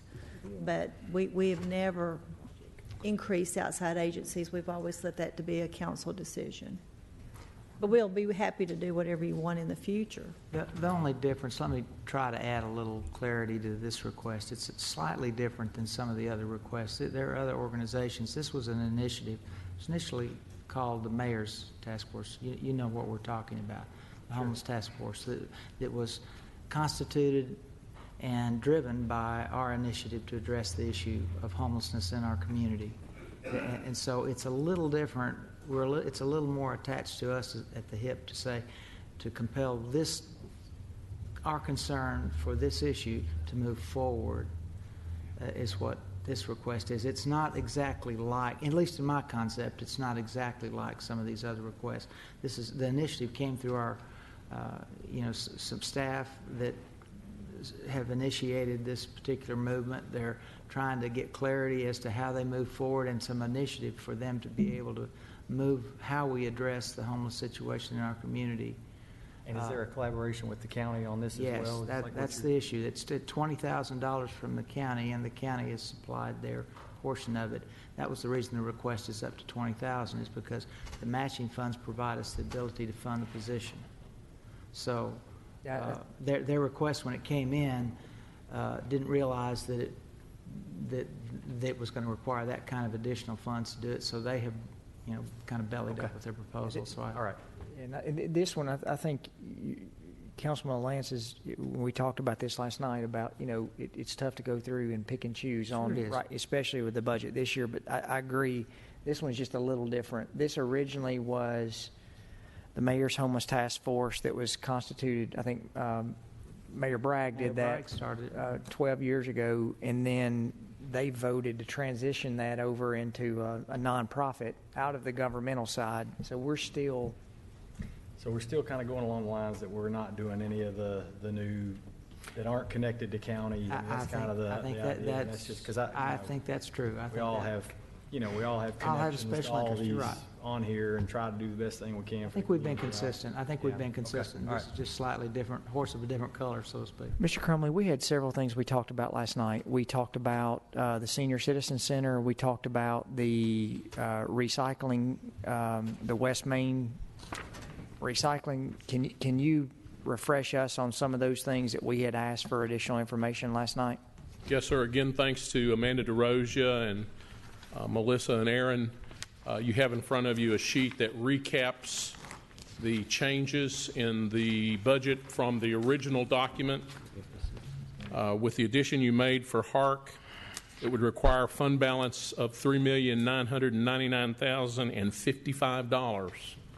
We have added 6 months revenue from the solid waste fee. There's roughly $3 million in one-time money from the sale of land that does assist in lowering the amount of fund balance required. But it does reflect all the discussion that occurred last night and the changes that you approved. Golf course, senior center, recycling center, all of those are included in this document as it is in front of you now. Mr. Crumley, the solid waste fee, and we talked about this quite a bit last night,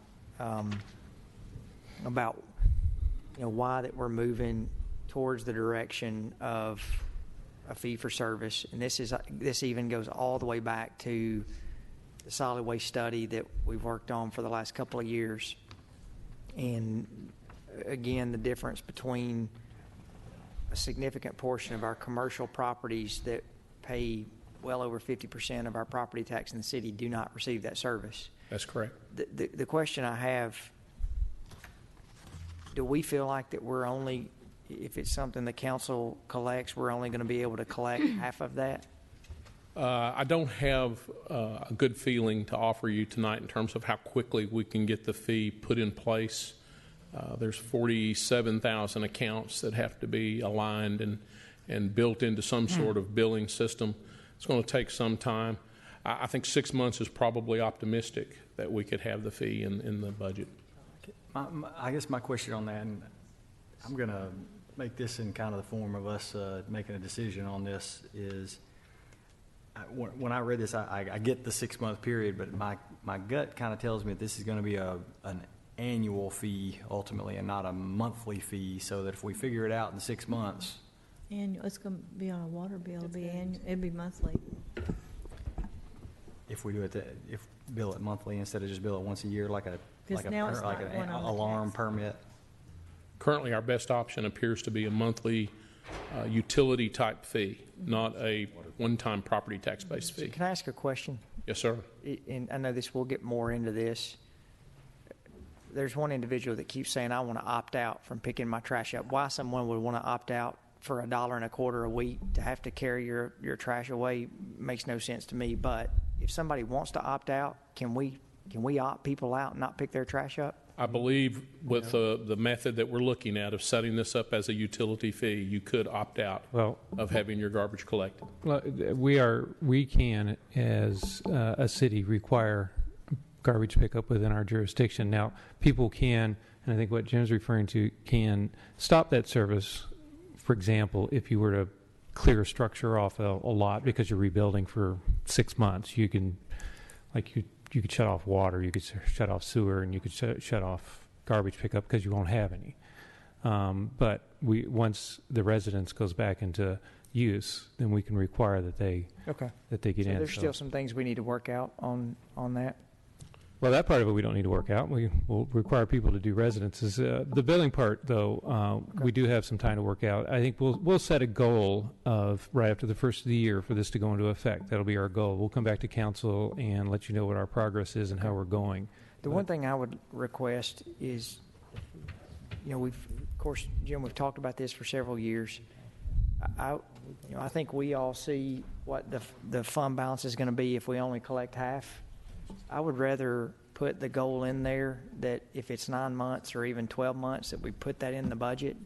And then we're all under the understanding that we may not collect all of it. And this may be a worst case scenario. But, you know, if we put in 6 months, I would rather shoot higher than that. And hopefully that we're at 9 months or more. But that way we get acclimated to keeping that in the budget. That's just a thought. Prepare for the best, expecting maybe we know what the worst is going to be. Well, it is a budget, and certainly we can budget for the number, and we can set our goal to do it within the next 3 months. We do want to take a period of time, though, as we do put it on the bills to allow for education purposes to the public as to why their bills are increasing by the $5 amount at this point in time. So we'll take a little, once we get established how we're going to bill it, we want to take a little education period of time and then start to collect the fee. So we can certainly, we can target 3 months. Well, but we're really thinking that it's not going to be a one-time fee. It's going to end up being... That's our best option right now. The course we're heading down now is a utility. Okay. Yeah. And that will make it easier for those of lower income to pay, as opposed to paying it all at once. All right. It may be better than just to leave it as it is. I think this is optimistic. I will say realistic and probably optimistic. All right. And for the public who are watching this, we have met 3 times week before last. Once 4-hour marathon, last night. We've had lots of discussion on this budget over the last many weeks and months. So, are there any other changes?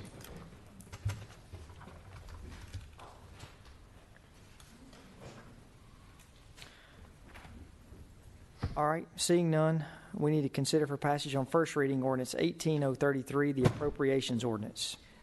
And Mayor, I will comment, the exhibit will need to be changed that you got tonight, so I would approve that with an amended exhibit that will be coming next week. This will be for approval with an amended exhibit that will be at second reading.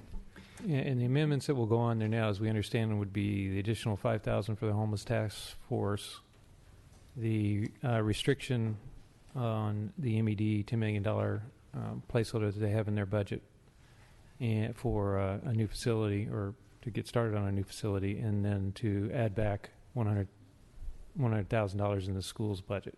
Those are the amendments we have, in addition to those that we discussed and are on this sheet right now. Let me mention, the exhibit that you have is based on the white notebook you got May 15th. So actually, all the items on the sheet you got tonight, plus the items discussed tonight, will be on the amended exhibit, except for MED. We're not approving their budget tonight. That'll be next week. Correct. They're not in our budget as far as what So we'll carry that forward till next week. Right. It'll be their resolutions next week. It's on the record, right? That's right. All right. All right, do we have a motion? Move we approve with the amendments. And that's with the golf course amendment. Okay. Second. Motion is second. Ms. Wright, we'll call the roll. Vice Mayor Skels Harris. Aye. Mr. LaLance. Aye. Mr. Shacklet. Aye. Mr. Smotherman. Aye. Mr. Wade. Aye. Mayor McFarland. Aye.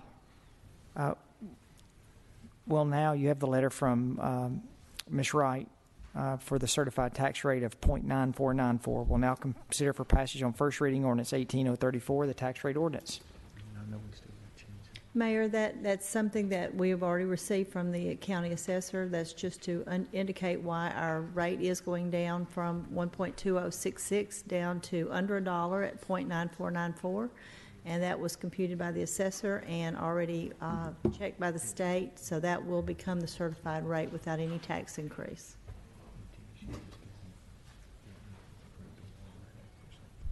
So that goes with the ordinance that's for motion next. Move for approval. Tax rate ordinance. Second. Motion is second. Ms. Wright, we'll call the roll. Vice Mayor Skels Harris. Aye. Mr. LaLance. Aye. Mr. Shacklet. Aye. Mr. Smotherman. Aye. Mr. Wade. Aye. Mayor McFarland. I will now consider for adoption the budget of the Murfreesboro Water Resources Department for the fiscal year 18-19.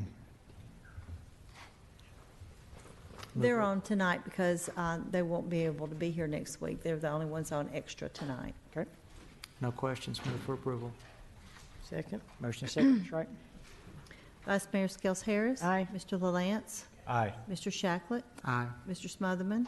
Aye. Mr. Wade. Aye. Mayor McFarland. I will consider for adoption and approval the budget of the Stormwater Utility Management Fund for 2018-2019. Move for approval. Second. Motion is second, Ms. Wright. Vice Mayor Skels Harris. Aye. Mr. LaLance. Aye. Mr. Shacklet. Aye. Mr. Smotherman. Aye. Mr. Wade. Aye. Mayor McFarland. I will consider for adoption to be able to provide post-employment benefits for our retirees for fiscal year 18 and 19. Mayor, I'd like to give a little bit of additional information on this ordinance. I did just catch a typo on here about 3/4 of the way down under one of the whereases where we're engaging the company to do our actuarial calculations. It should say 2018 and 2019, not 2109. I also want to mention just above that where it talks about the liability based on pay-as-you-go, which is what we do for our OPEB obligation based on a year-to-year decision that you make for a retiree being able to be a part of our health insurance plan after they retire. GASB 45 has a different method of computing the liability. GASB 75 is what the new method will be starting this year when they do our calculations for June 30. So that is going to go up quite a bit. It's probably going to be around $40 million. So I just want to mention that now we are in line with many places in Tennessee that are still using pay-as-you-go. And in fact, I recently looked at Metro Nashville, and their liability has pushed their government-wide unassigned fund balance over $1 billion as a negative number. So this is something that the rating agencies are used to seeing. Something we've also discussed about coming back to you with a work session with our actuary to talk about pros and cons of staying where we are and making additional changes. And I look forward to discussing that with Mr. Tyndall. That's not something we've been able to do yet, and I just want to bring that to light. But doing pay-as-you-go one more year would be what we've been doing for years at this time when we approve the budget. I'll be glad to try to answer any questions. Any questions for Ms. Wright? Ms. Wright, I know each year we look at raises for our employees, and we haven't given our retirees a raise in, I'd hate to guess how long that we've made an adjustment to it. What is involved in doing, say, a 1% increase or something like that for retirees? When we've done that before, and it has been several years, we've had our actuary compute that, and they go back and see what it would cost us on our rate of contribution on current employees that are actively contributing, and then that helps planning for budget if we can afford to do that. Sometimes they have gone back and said if you retired by date certain and back, and if you're a more recent retiree, they don't add a percent because usually it's the older retirees. But that is something obviously we could ask our actuary to do and bring that back to you. Yeah, I think that would be a good idea. I would really like to see us to try it, and I'm not talking about anything more than maybe 1% or something like that, but and for the older ones, because they haven't seen any increase for so long with the fixed income and everything else going up. I think that it would be at least decent of us to show them it's at least a minimal increase on their salaries. Okay. Does that, sorry, Eddie. So does that, what do? They kind of take an actuarial look at our pension and the funding, they kind of basically is it underfunded, overfunded, fully funded, whatever, and they decide, We fund exactly or more in the past, the percentage that we're asked to fund every year. We always take what the actuary gives us, and in some years we've contributed a little bit more just to keep our plan very solid. This year, right now, in fact, the actuary is looking at our assumptions to see whether or not any of those need to be updated, such as discount rates and what we think we're going to earn off of our investments, to see if we need to change our methods of how we're computing it in today's investment strategies. In addition to that, this would be another study, and he would go in and see how many retirees we have of certain ages and how long they've been retired. He'll come back to us for guidance, and if what we've done before is work that through our pension committee and then brought back a recommendation to council. I look to our attorney. I think that's what we would probably want to do here so that they're involved. Yeah, we need to go through the pension committee and have them vet it out and set some assumptions on that. Mm-hmm. I think something that would be smart, just because none of us are going to have a very good understanding of how those actuarial tables are laid out we don't know what the census information looks like, and then how they're going to, what average life expectancy rate are they going to use, and all those kinds of things.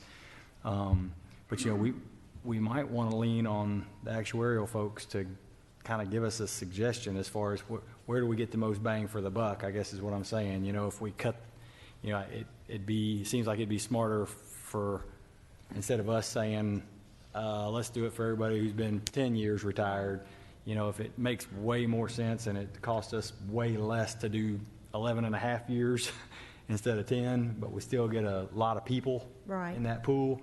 So I guess what I'm saying is let's keep it open for the actuaries to give us some suggestions too. I think the idea is there, and we use, right now their name is Finley. It used to be Brian Pendleton, Watson McAllister for many years.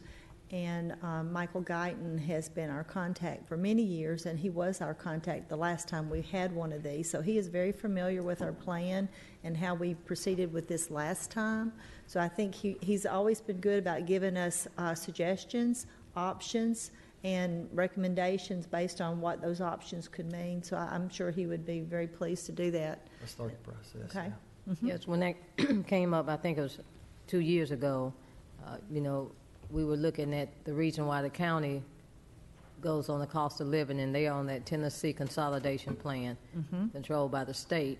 So maybe, he can look at that also. He does. He works with the state program, so he's very familiar with that. When he talks to the pension committee, he's talked about other plans and how we stack up to those when we're making certain decisions, especially if it's something that when we did our retirement policy that the state required, he helped guide us through that. So he's very good about helping us and where we fit with what some of the plans around our area are.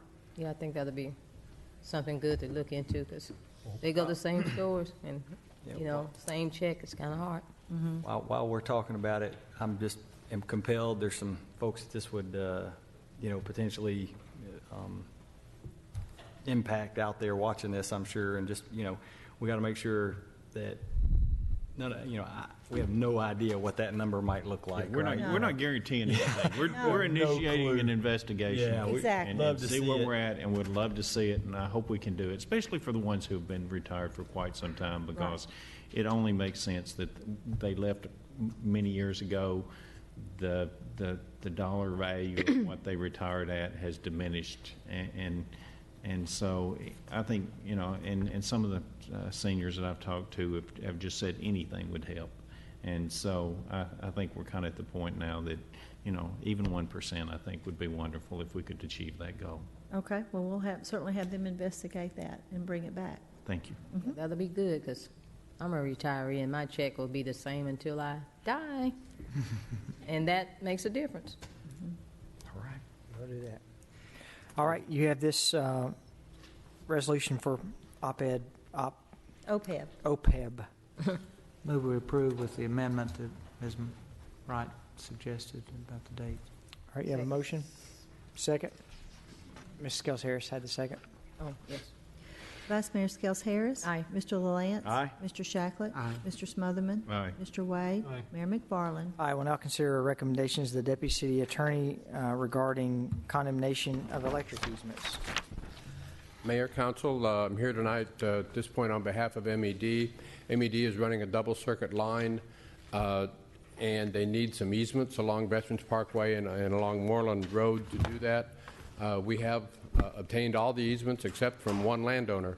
Somewhat unusual tonight. It's not that the landowner refuses to give the easements. We just can't get him to respond. Because of the timing, we're asking that we be approved to go ahead and initiate condemnation if that's necessary. We are going to try to continue to obtain this easement by a consensual transaction, but in order to support construction schedule, we're asking tonight that we be authorized to go ahead and initiate the condemnation if we need to do that to obtain the easement. Any questions?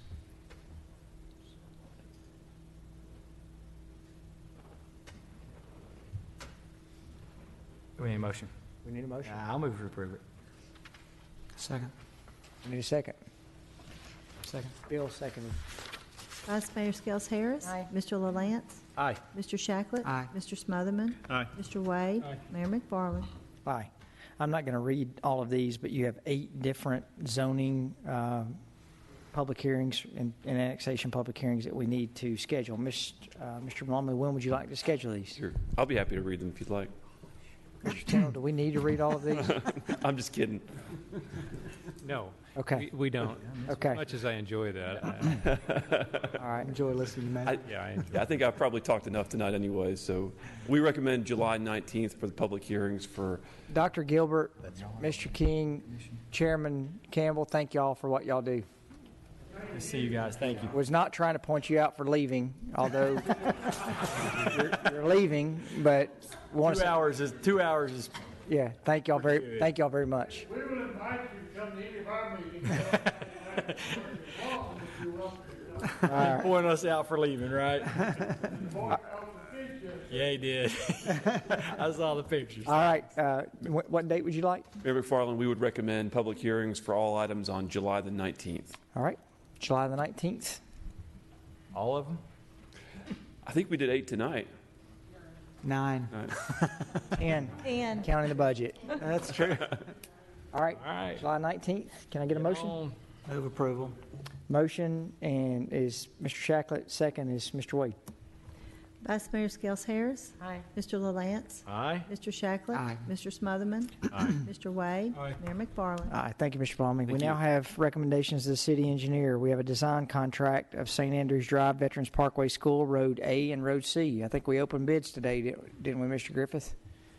We did on the item B, the grading package. Okay. First item is for the roads for the new Southwest Elementary Schools, we're calling it. This is for the supporting off-site infrastructure for the school, which is proposed to be located near the corner of St. Andrews and Veterans Parkway. City staff requested and received the attached engineering service proposal from Huddleston Steel to provide the off-site roadway and some of the utility design services. Huddleston Steel proposes to perform the design on an hourly basis not to exceed $295,000. Staff recommends approval of the proposal with funding from the, I think we've, upcoming bond or loan be covered by a refunding resolution, I think is the next item. With that, I'll be happy to answer any questions that you have. Any questions on this agreement?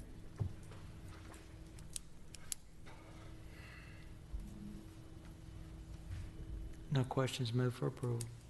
Second. Motion second, Ms. Wright. Vice Mayor Skels Harris. Aye. Mr. LaLance. Aye. Mr. Shacklet. Aye. Mr. Smotherman. Aye. Mr. Wade. Aye. Mayor McFarland. Aye, we now have the contract for the Southwest Elementary School site grading utilities. Mr. Griffith. We did open bids for that today. It'll be a first, as long as I've been here, that we open bids and bring it to the council on the same day. We had 5 submitted bids for the grading and utility package for the site work. A low bid in the amount of $1,509,547 was submitted by Rosso. The bid proposal documents have been reviewed and found to be in compliance with the bidding requirements. Rosso is serving as a grading contractor on other city projects, including the Fire Station number 4 and the new training center. We've also spoken with Rosso, and they're confident in their bid. With that, I would recommend awarding the construction contract for the site work and utilities to Rosso in the amount of $1,509,547. Be happy to answer any questions. Mr. Griffith, is that fairly in line with what we estimated? Thank you, Mr. Lance. Yes, we actually, the estimate was $1.5 million, so within $9,000. Pretty good. Move for approval. Second. Motion second. Ms. Wright, call the roll. Vice Mayor Skels Harris. Aye. Mr. LaLance. Aye. Mr. Shacklet. Aye. Mr. Smotherman. Aye. Mr. Wade. Aye. Mayor McFarland. Aye. You now have the Kingdom Drive Bridge Development Construction Agreement. Mr. Griffith. This is the agreement with the developer of the Kingdom Ridge subdivision. If you'll remember, this is the council approved the design contract, which would essentially extend Kingdom Drive roadway all the way from Rucker Lane to Veterans Parkway. As the property was master planned, a bridge over Overall Creek to the east was suggested as a potential improvement to the east-west transportation routes in the area. The city and the developer discussed and agreed that adding a bridge at this location was desirable. Subsequently, the developer revised the master plan for the Kingdom Ridge subdivision, and a bridge at this location was added to the city's capital improvement plan. We received bids for this project on April 18th, and that will actually be the next item on the agenda. The agreement essentially says that Swanson Development will donate all the property necessary for complete the roadway construction and the bridge construction, and they will also pay for the roadway portion, and the city would cover the cost for the bridge. I've got a breakdown of the itemization of the costs there. Would also add that CUD is going to pay for a water line extension through that. With that, I would recommend approval of the bridge development construction agreement with Swanson Development. I'll be happy to answer any questions. Do you need two motions on this, or do you need us to, can we approve both of these at the same time? Mr. Tucker? C and D.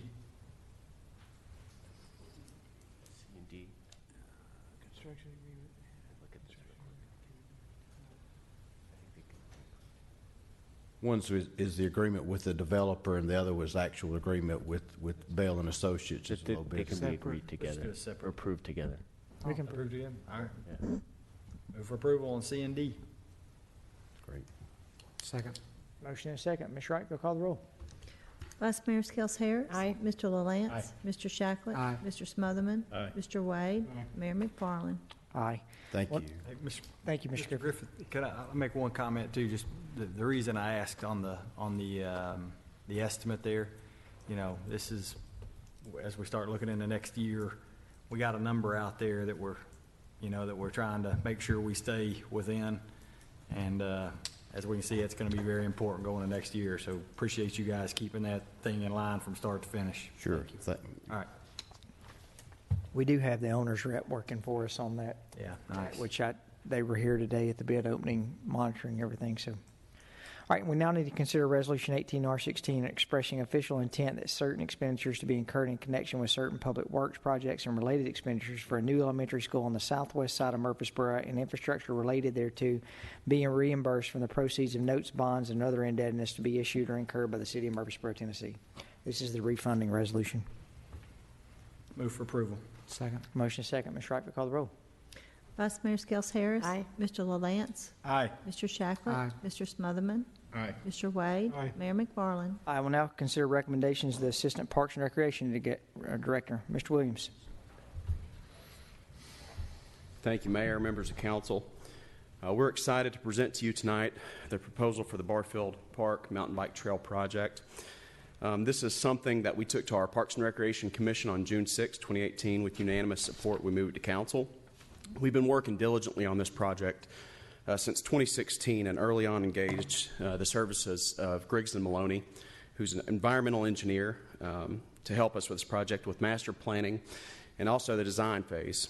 From the very beginning, we had two goals. The first was to develop a mountain bike trail that meets the standard of any amenity that we have in Parks and Recreation system. Second was to do so in the least environmentally impactful way. We believe we do that with this proposal in front of you. There are three main parts to this proposal. I'm going to give you a brief overview of all of them. The first one is an agreement with SORBA, the Southern Off-Road Biking Association, to develop the trails. This is a nonprofit, volunteer-led group that will use some professional builders to help accomplish this. So that agreement has a not-to-exceed price of $275,000 that we will reimburse for direct costs and supplies and labor. The second part of this project is the purchase of 3.9 acres in the southeast corner of the park already that's adjacent to the property. This will serve as a trailhead and will be a completely separate entry for the park. The third part of this proposal is engaging in an agreement with Griggs & Maloney to serve as our project manager. And this is crucial for us in this project so we can maintain those environmental and physical control points that we've established. So to date, right now as we stand, we have $810,000 set aside in our 2018 bond issuance for this project. As we stand right now, the estimated costs are as follows. The SORBA agreement is $275,000. The property purchase would be $156,000, and project management would be $20,500. That's a total of $451,500. So at this point, I'd like to ask Mr. Maloney to come up and give just a brief example of the process that we've gone through so far, and then give you some of the environmental considerations that we've looked at throughout this process. While Ryan's walking up there, I want to commend Mr. Williams for diligent work on this for quite some time, not letting any obstacles that came up on this to prohibit him from getting us to this point on a project that's very good. So he put a lot of work into this, and he's owed thanks for that. Thank you, Nate. Good evening, Mayor and Council. As Nate alluded to, we've had a very deliberate and diligent process. You've got a handout in front of you. I think it'll help you follow along with what I want to tell you. I'd like to tell you a little bit about where we've been, where we are now, and where we're going.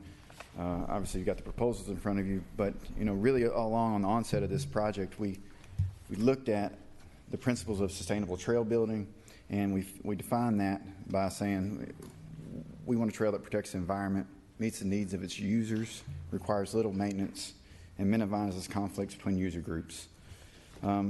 We followed a pretty tried and true process through International Mountain Biking Association's guidance, and I've got the steps out there in front of you. And the first thing we did was we reached out in an effort to build partnerships. We talked to MTSU and their outdoor recreation program. We talked to SORBA. We spoke with the local biking community, not only the recreationists and the biking, but also the retailers.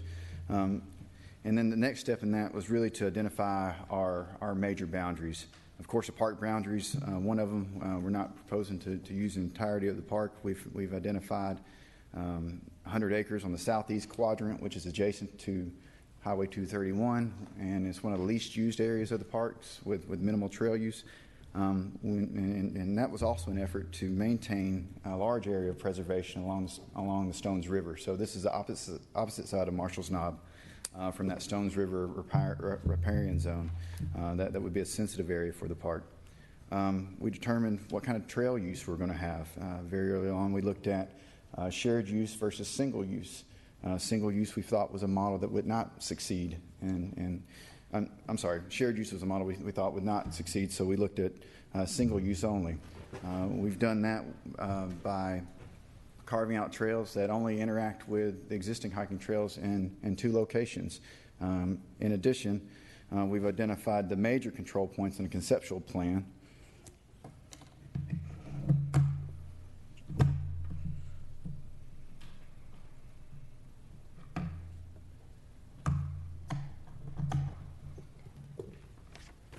Sorry for the technical glitch here. This is a conceptual model that we've developed, which uses GIS contours. You can see this southeast quadrant using the east side of Marshall's Knob, the trailhead areas to the south here, where those dots are indicated. Control points can be positive and negative. Positive control points are going to be how we manage interaction with the hiking trail, how we integrate natural features with the trail. Negative control points examples might be sensitive areas, environmental areas that we want to avoid, and we've got a process and plan in place that I'll tell you a little bit about more as we get down the list here. The proposed trailhead is right off Fieldcrest Drive. Nate mentioned the property purchase of 3.9 acres. That was part of that. This appeared to be the most optimum area. It's got a site-ready pad with an existing home on it that once the lease runs out, that will be removed, and that becomes the new parking area for the trailhead. So it's parking ready, if you will, and there's existing utilities there because of the home site. So for future improvements that might be, those will be useful for those items. So far, if you guys will look at the trail here, we've got stacked loops. Loops are a great way to expand the user experience. You start and end in the same location, but you never cross the same trail twice. It's not like an out and back. They also allow for a variety of distances and combination of distances, user experience through terrain, different environment, and for progressive skills.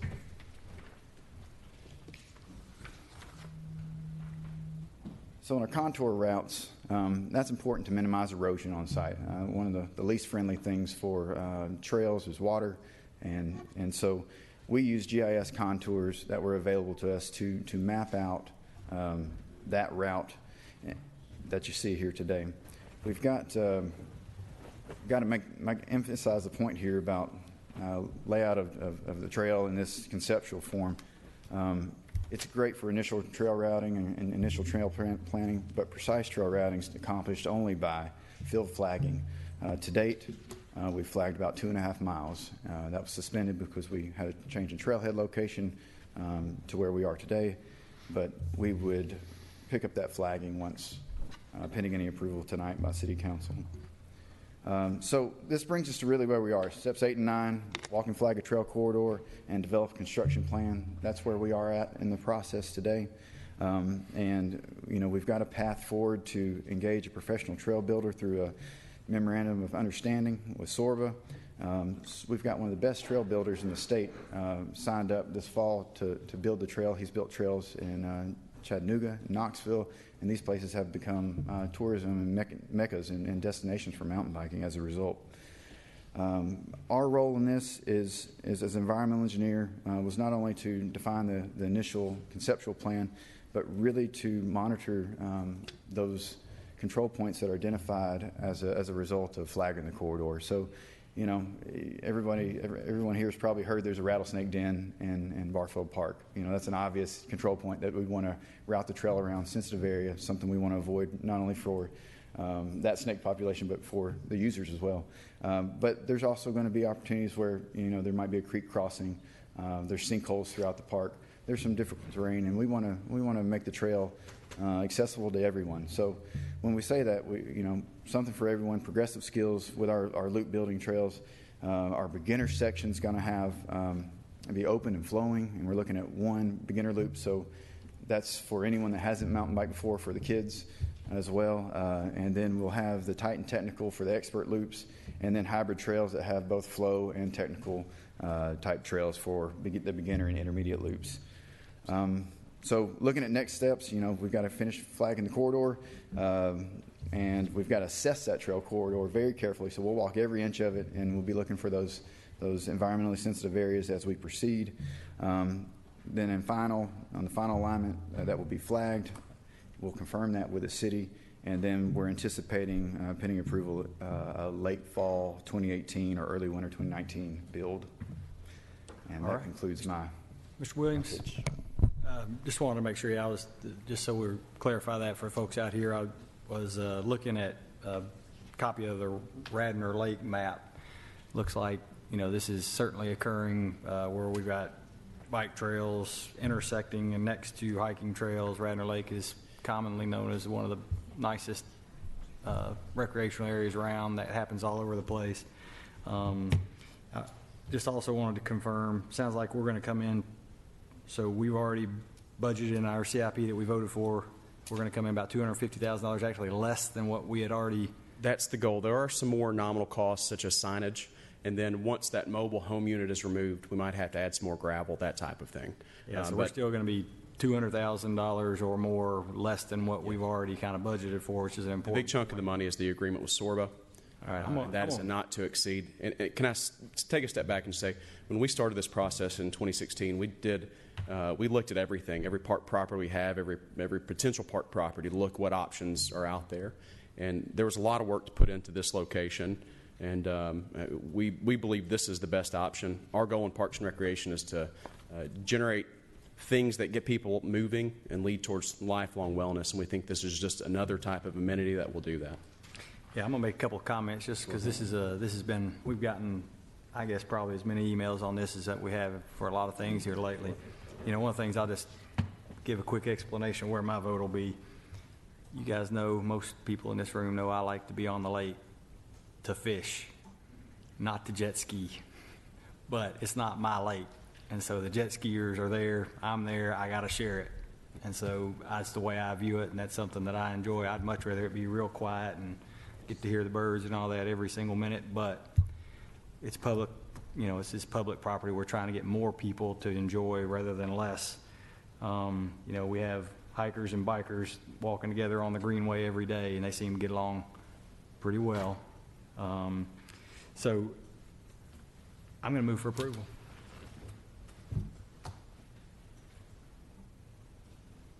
I did. All right. I did. It just happened. Can I say something? I'll wait on motion. If there's a second, then we can have more discussion. I'll second it. All right. Any other discussion? Mr. Smotherman.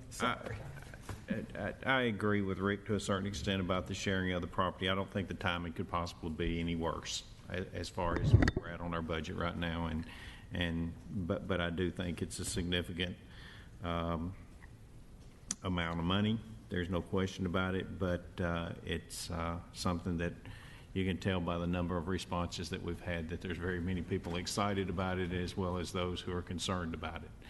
And it's one of those things that with the park out there, it's there for our citizens to enjoy. That's who paid for it, and we want them to enjoy it.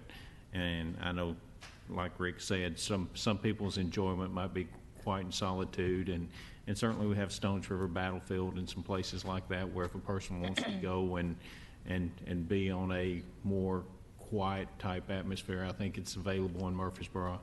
But this particular park it's close to Walmart, it's close to Highway 231, it's got ball fields on it, and walking through it the other day, I think there wasn't a quiet place in the park even when I got back into the back section of it. So I do think that it will be a real amenity to our city. I think it will help us with tourism because there's no question that there's a demand for it from the number of people that I've heard. I'm a little concerned with the safety concern, but I was talking to a doctor this afternoon about that rides bikes, and he said that he felt more comfortable on the mountain biking trail than he did riding along the roadways. And I'm certainly one who encourages people to use the multi-use paths and stuff that we've tried to develop in the recent past. And so I do think it'll be nice to have them, and if it gets approved, I think it'll be a real amenity to our park system. Nate, I want to say this has been a 3-year discussion. I think this discussion actually started before Mr. Tyndall came here. And Mr. Tyndall coming from Arizona, where this is very common. But, is it expensive in the short term, yes. I think what the council will find and what we'll see is that this will be the most inexpensive thing as a park that we will ever do, because we have the outlay and then we never really spend another dollar to maintain it. And I think you're going to find people who will maintain it. You know, we were walking through the park the other day, and I was saying this, that we picked up several cigarette butts, some trash, some cans, and you just do not see that with mountain bikers. They don't do that. So I think that this is a great example where we can all share the resources that we have in the city. And then I think it's also something that, you know, Bill's coached for years, and you find that trying to find ways to get kids active, and, you know, kids, whether good or bad, at a young age, there's some that like to hike, but there's a lot of kids that don't like to hike. Just like we try to get kids to play baseball as much as we can, but a lot of kids don't like standing around anymore. And I think, you know, I got an email today from a gentleman that had his picture with two kids, and one looked like he was 7 and one looked like they were 10, and he said, I'm looking forward to this because it's something I can do with our kids. And we've got to find inexpensive ways that we can do this, and this is an easy way to do it. So, you know, in basketball terms, I think this is a layup. This is an easy one for us to do. I've really struggled to some extent about this. One of the issues about the funding and the timing of that, and how we're trying to keep our belt tight, and yet it's an expenditure that we have to make. I think I can get through that. But the other point that I think there's certainly got a lot of response, as much as probably any issue that we've had, either email or phone calls today from individuals, and contemplating this and the impact as to some people's concern about the environment. I don't know if everybody realizes, but my dad was a wildlife photographer out west, and had a real concern. Did work for Idaho Wildlife Resources forever, trying to show people what that resource was worth for them. And how I resolved this in my heart is, you know, there were, you know, back when Roosevelt accessed Park Service and went out there, he looked at our environment and said, this is pristine wilderness. And he valued that experience for what it was, but also said, exposing others to this wilderness in the long run helps us preserve this wilderness. And I think that is the kind of concept that I feel comfortable with resolving this issue, is allowing people to value this asset in our community. May actually, it's not going to be the same experience that you have today, but it may expose individuals to the value of this natural resource that we have in our community, and in the long run actually preserve the experience by allowing more people to value what it is and the preservation of this in our community. So, I value everyone's opinion as they shared it, and I appreciate that people thought compelled enough to send an email today or to call me on the phone and have a conversation with me. I can tell you that I did consider everyone's opinion. I didn't have my mind made up,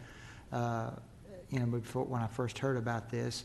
I think some of the staff understands I had some questions about it.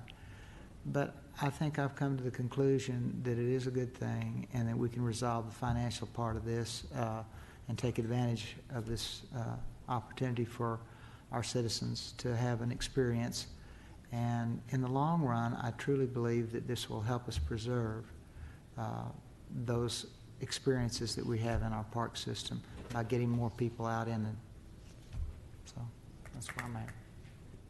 Mayor, if I could add just a couple more things. Sure. If you walk through any of our programs or see how we maintain our parks in any way, conservation and outdoor education is at the core of what we do. And we will, without a doubt, apply that principle to this project as well. It's at the forefront. We won't deviate from that whatsoever. And the other goal with this project is also, if you're using the park to hike, to play disc golf, to play baseball, It's already a busy park. We understand that. So we've made every effort to make sure people who are utilizing the park currently on Saturday mornings for their walk, it's not going to impact them whatsoever. And that's why we're putting another trailhead separate and apart just for this project. Nate, the mayor mentioned the maintenance and upkeep of this park. And obviously there will be erosion and there will be certain situations during rainy periods of time that the park will possibly be closed down because of that. Would you comment some on what that? We will have, the maintenance on our side will have trash cans that we'll be pulling daily, multiple times a day. With the erosion, the unique thing about a mountain bike trail is that when it rains, they're closed for at least 1 or 2 days after the rain event to let it dry out to prevent further erosion. We have a group of local advocates who have already had expressed a desire to come on and help us maintain that section of the park, and we'll rely on their resources along with SORBA. But especially with the rain events and erosion, the park, that aspect, that amenity of the park will remain closed until it's safe to go. So Nate, did we look at getting any types of grants for this bike trail? No, Councilman. Why? There aren't typically grants available. We're approaching this whenever mountain bikes are traditionally done. Governments look towards organizations and say, here's some property, you can build on it, and it takes up to 10 years potentially to implement trails. We're going about this a unique way in that we're soliciting the effort to get it done and have it provided for our community as soon as possible. Okay. I just know that there's a county in West Tennessee that had a bike trail done. They had $200,000 through a grant that they had written. I think what everyone has said, I think this bike trail is a great addition to our city. I think the timing is wrong. And for that, I can't see spending $500,000 when we're telling everybody else to cut back. For that, I will be voting no. All right. Ms. Wright, call the roll. Vice Mayor Skels Harris. Aye. Mr. LaLance. Aye. Mr. Shacklet. Aye. Mr. Smotherman. Aye. Mr. Wade. No. Mayor McFarland. Aye. All right. You have several beer. Thank you, Mr. Williams. Thank you. That one vote was for A, B, and C. Yes, ma'am. That vote was for A, B, and C. All right. You have several beer permits in front of you. Yes, Mayor. We have, first I want to start off with a corrected date. The Chamber of Commerce applied for a special event permit at the beginning of the year, expecting their event to take place on June 12th per the application, but they have asked that that be revised to June 21st. The location of the event and the time has not changed, just a correction of the date. Additionally, we have a special event permit for Second Harvest Food Bank. Their event is to be held June 21st at 6:30 to 8:30, and their application is in order. It will be at the Avenue. Finally, we have a couple of regular permits that are for restaurant and a bowling center. The restaurant is a new location at 2314 Medical Center Parkway, Suite A1, and the bowling center is 941 Northwest Broad Street. It is an ownership change. Both of these need to complete their building codes inspections, but otherwise their application is in order, and we recommend approval and would issue those permits once they complete their building codes requirements. Any questions? All right, can we get a motion? So moved. Second. Motion second. Ms. Wright, call the roll. Vice Mayor Skels Harris. Aye. Mr. LaLance. Aye. Mr. Shacklet. Aye. Mr. Smotherman. Aye. Mr. Wade. Aye. Mayor McFarland. Aye. You've got a few future board appointments. Those will be ready to vote on the next. Those are recommendations. Yeah, the next. There's several that are all coming due for June 30th. Any statements that need to be paid, Ms. Wright? Yes, Mayor, we have a sheet laid out before you tonight. One is for the gate share for an agreement for the 2018 TSSAA Spring Fling, and the other one is for a solid waste trash cart order. We'll point out that one was ordered from an expired contract that was meant to be extended, and the extension may actually be on this, if it's not on tonight, it's supposed to be on next week. But the vendor said they would honor the prices. It was just overlooked and ordered a couple months after the contract had expired for the 1 year, the first year. Sounds like a good deal. I move we pay the bills. Second. Motion second. Ms. Wright, call the roll. Vice Mayor Skels Harris. Aye. Mr. LaLance. Aye. Mr. Shacklet. Aye. Mr. Smotherman. Aye. Mr. Wade. Aye. Mayor McFarland. Aye. Any other business from staff or city council? None here. All right, seeing none, we'll stand adjourned.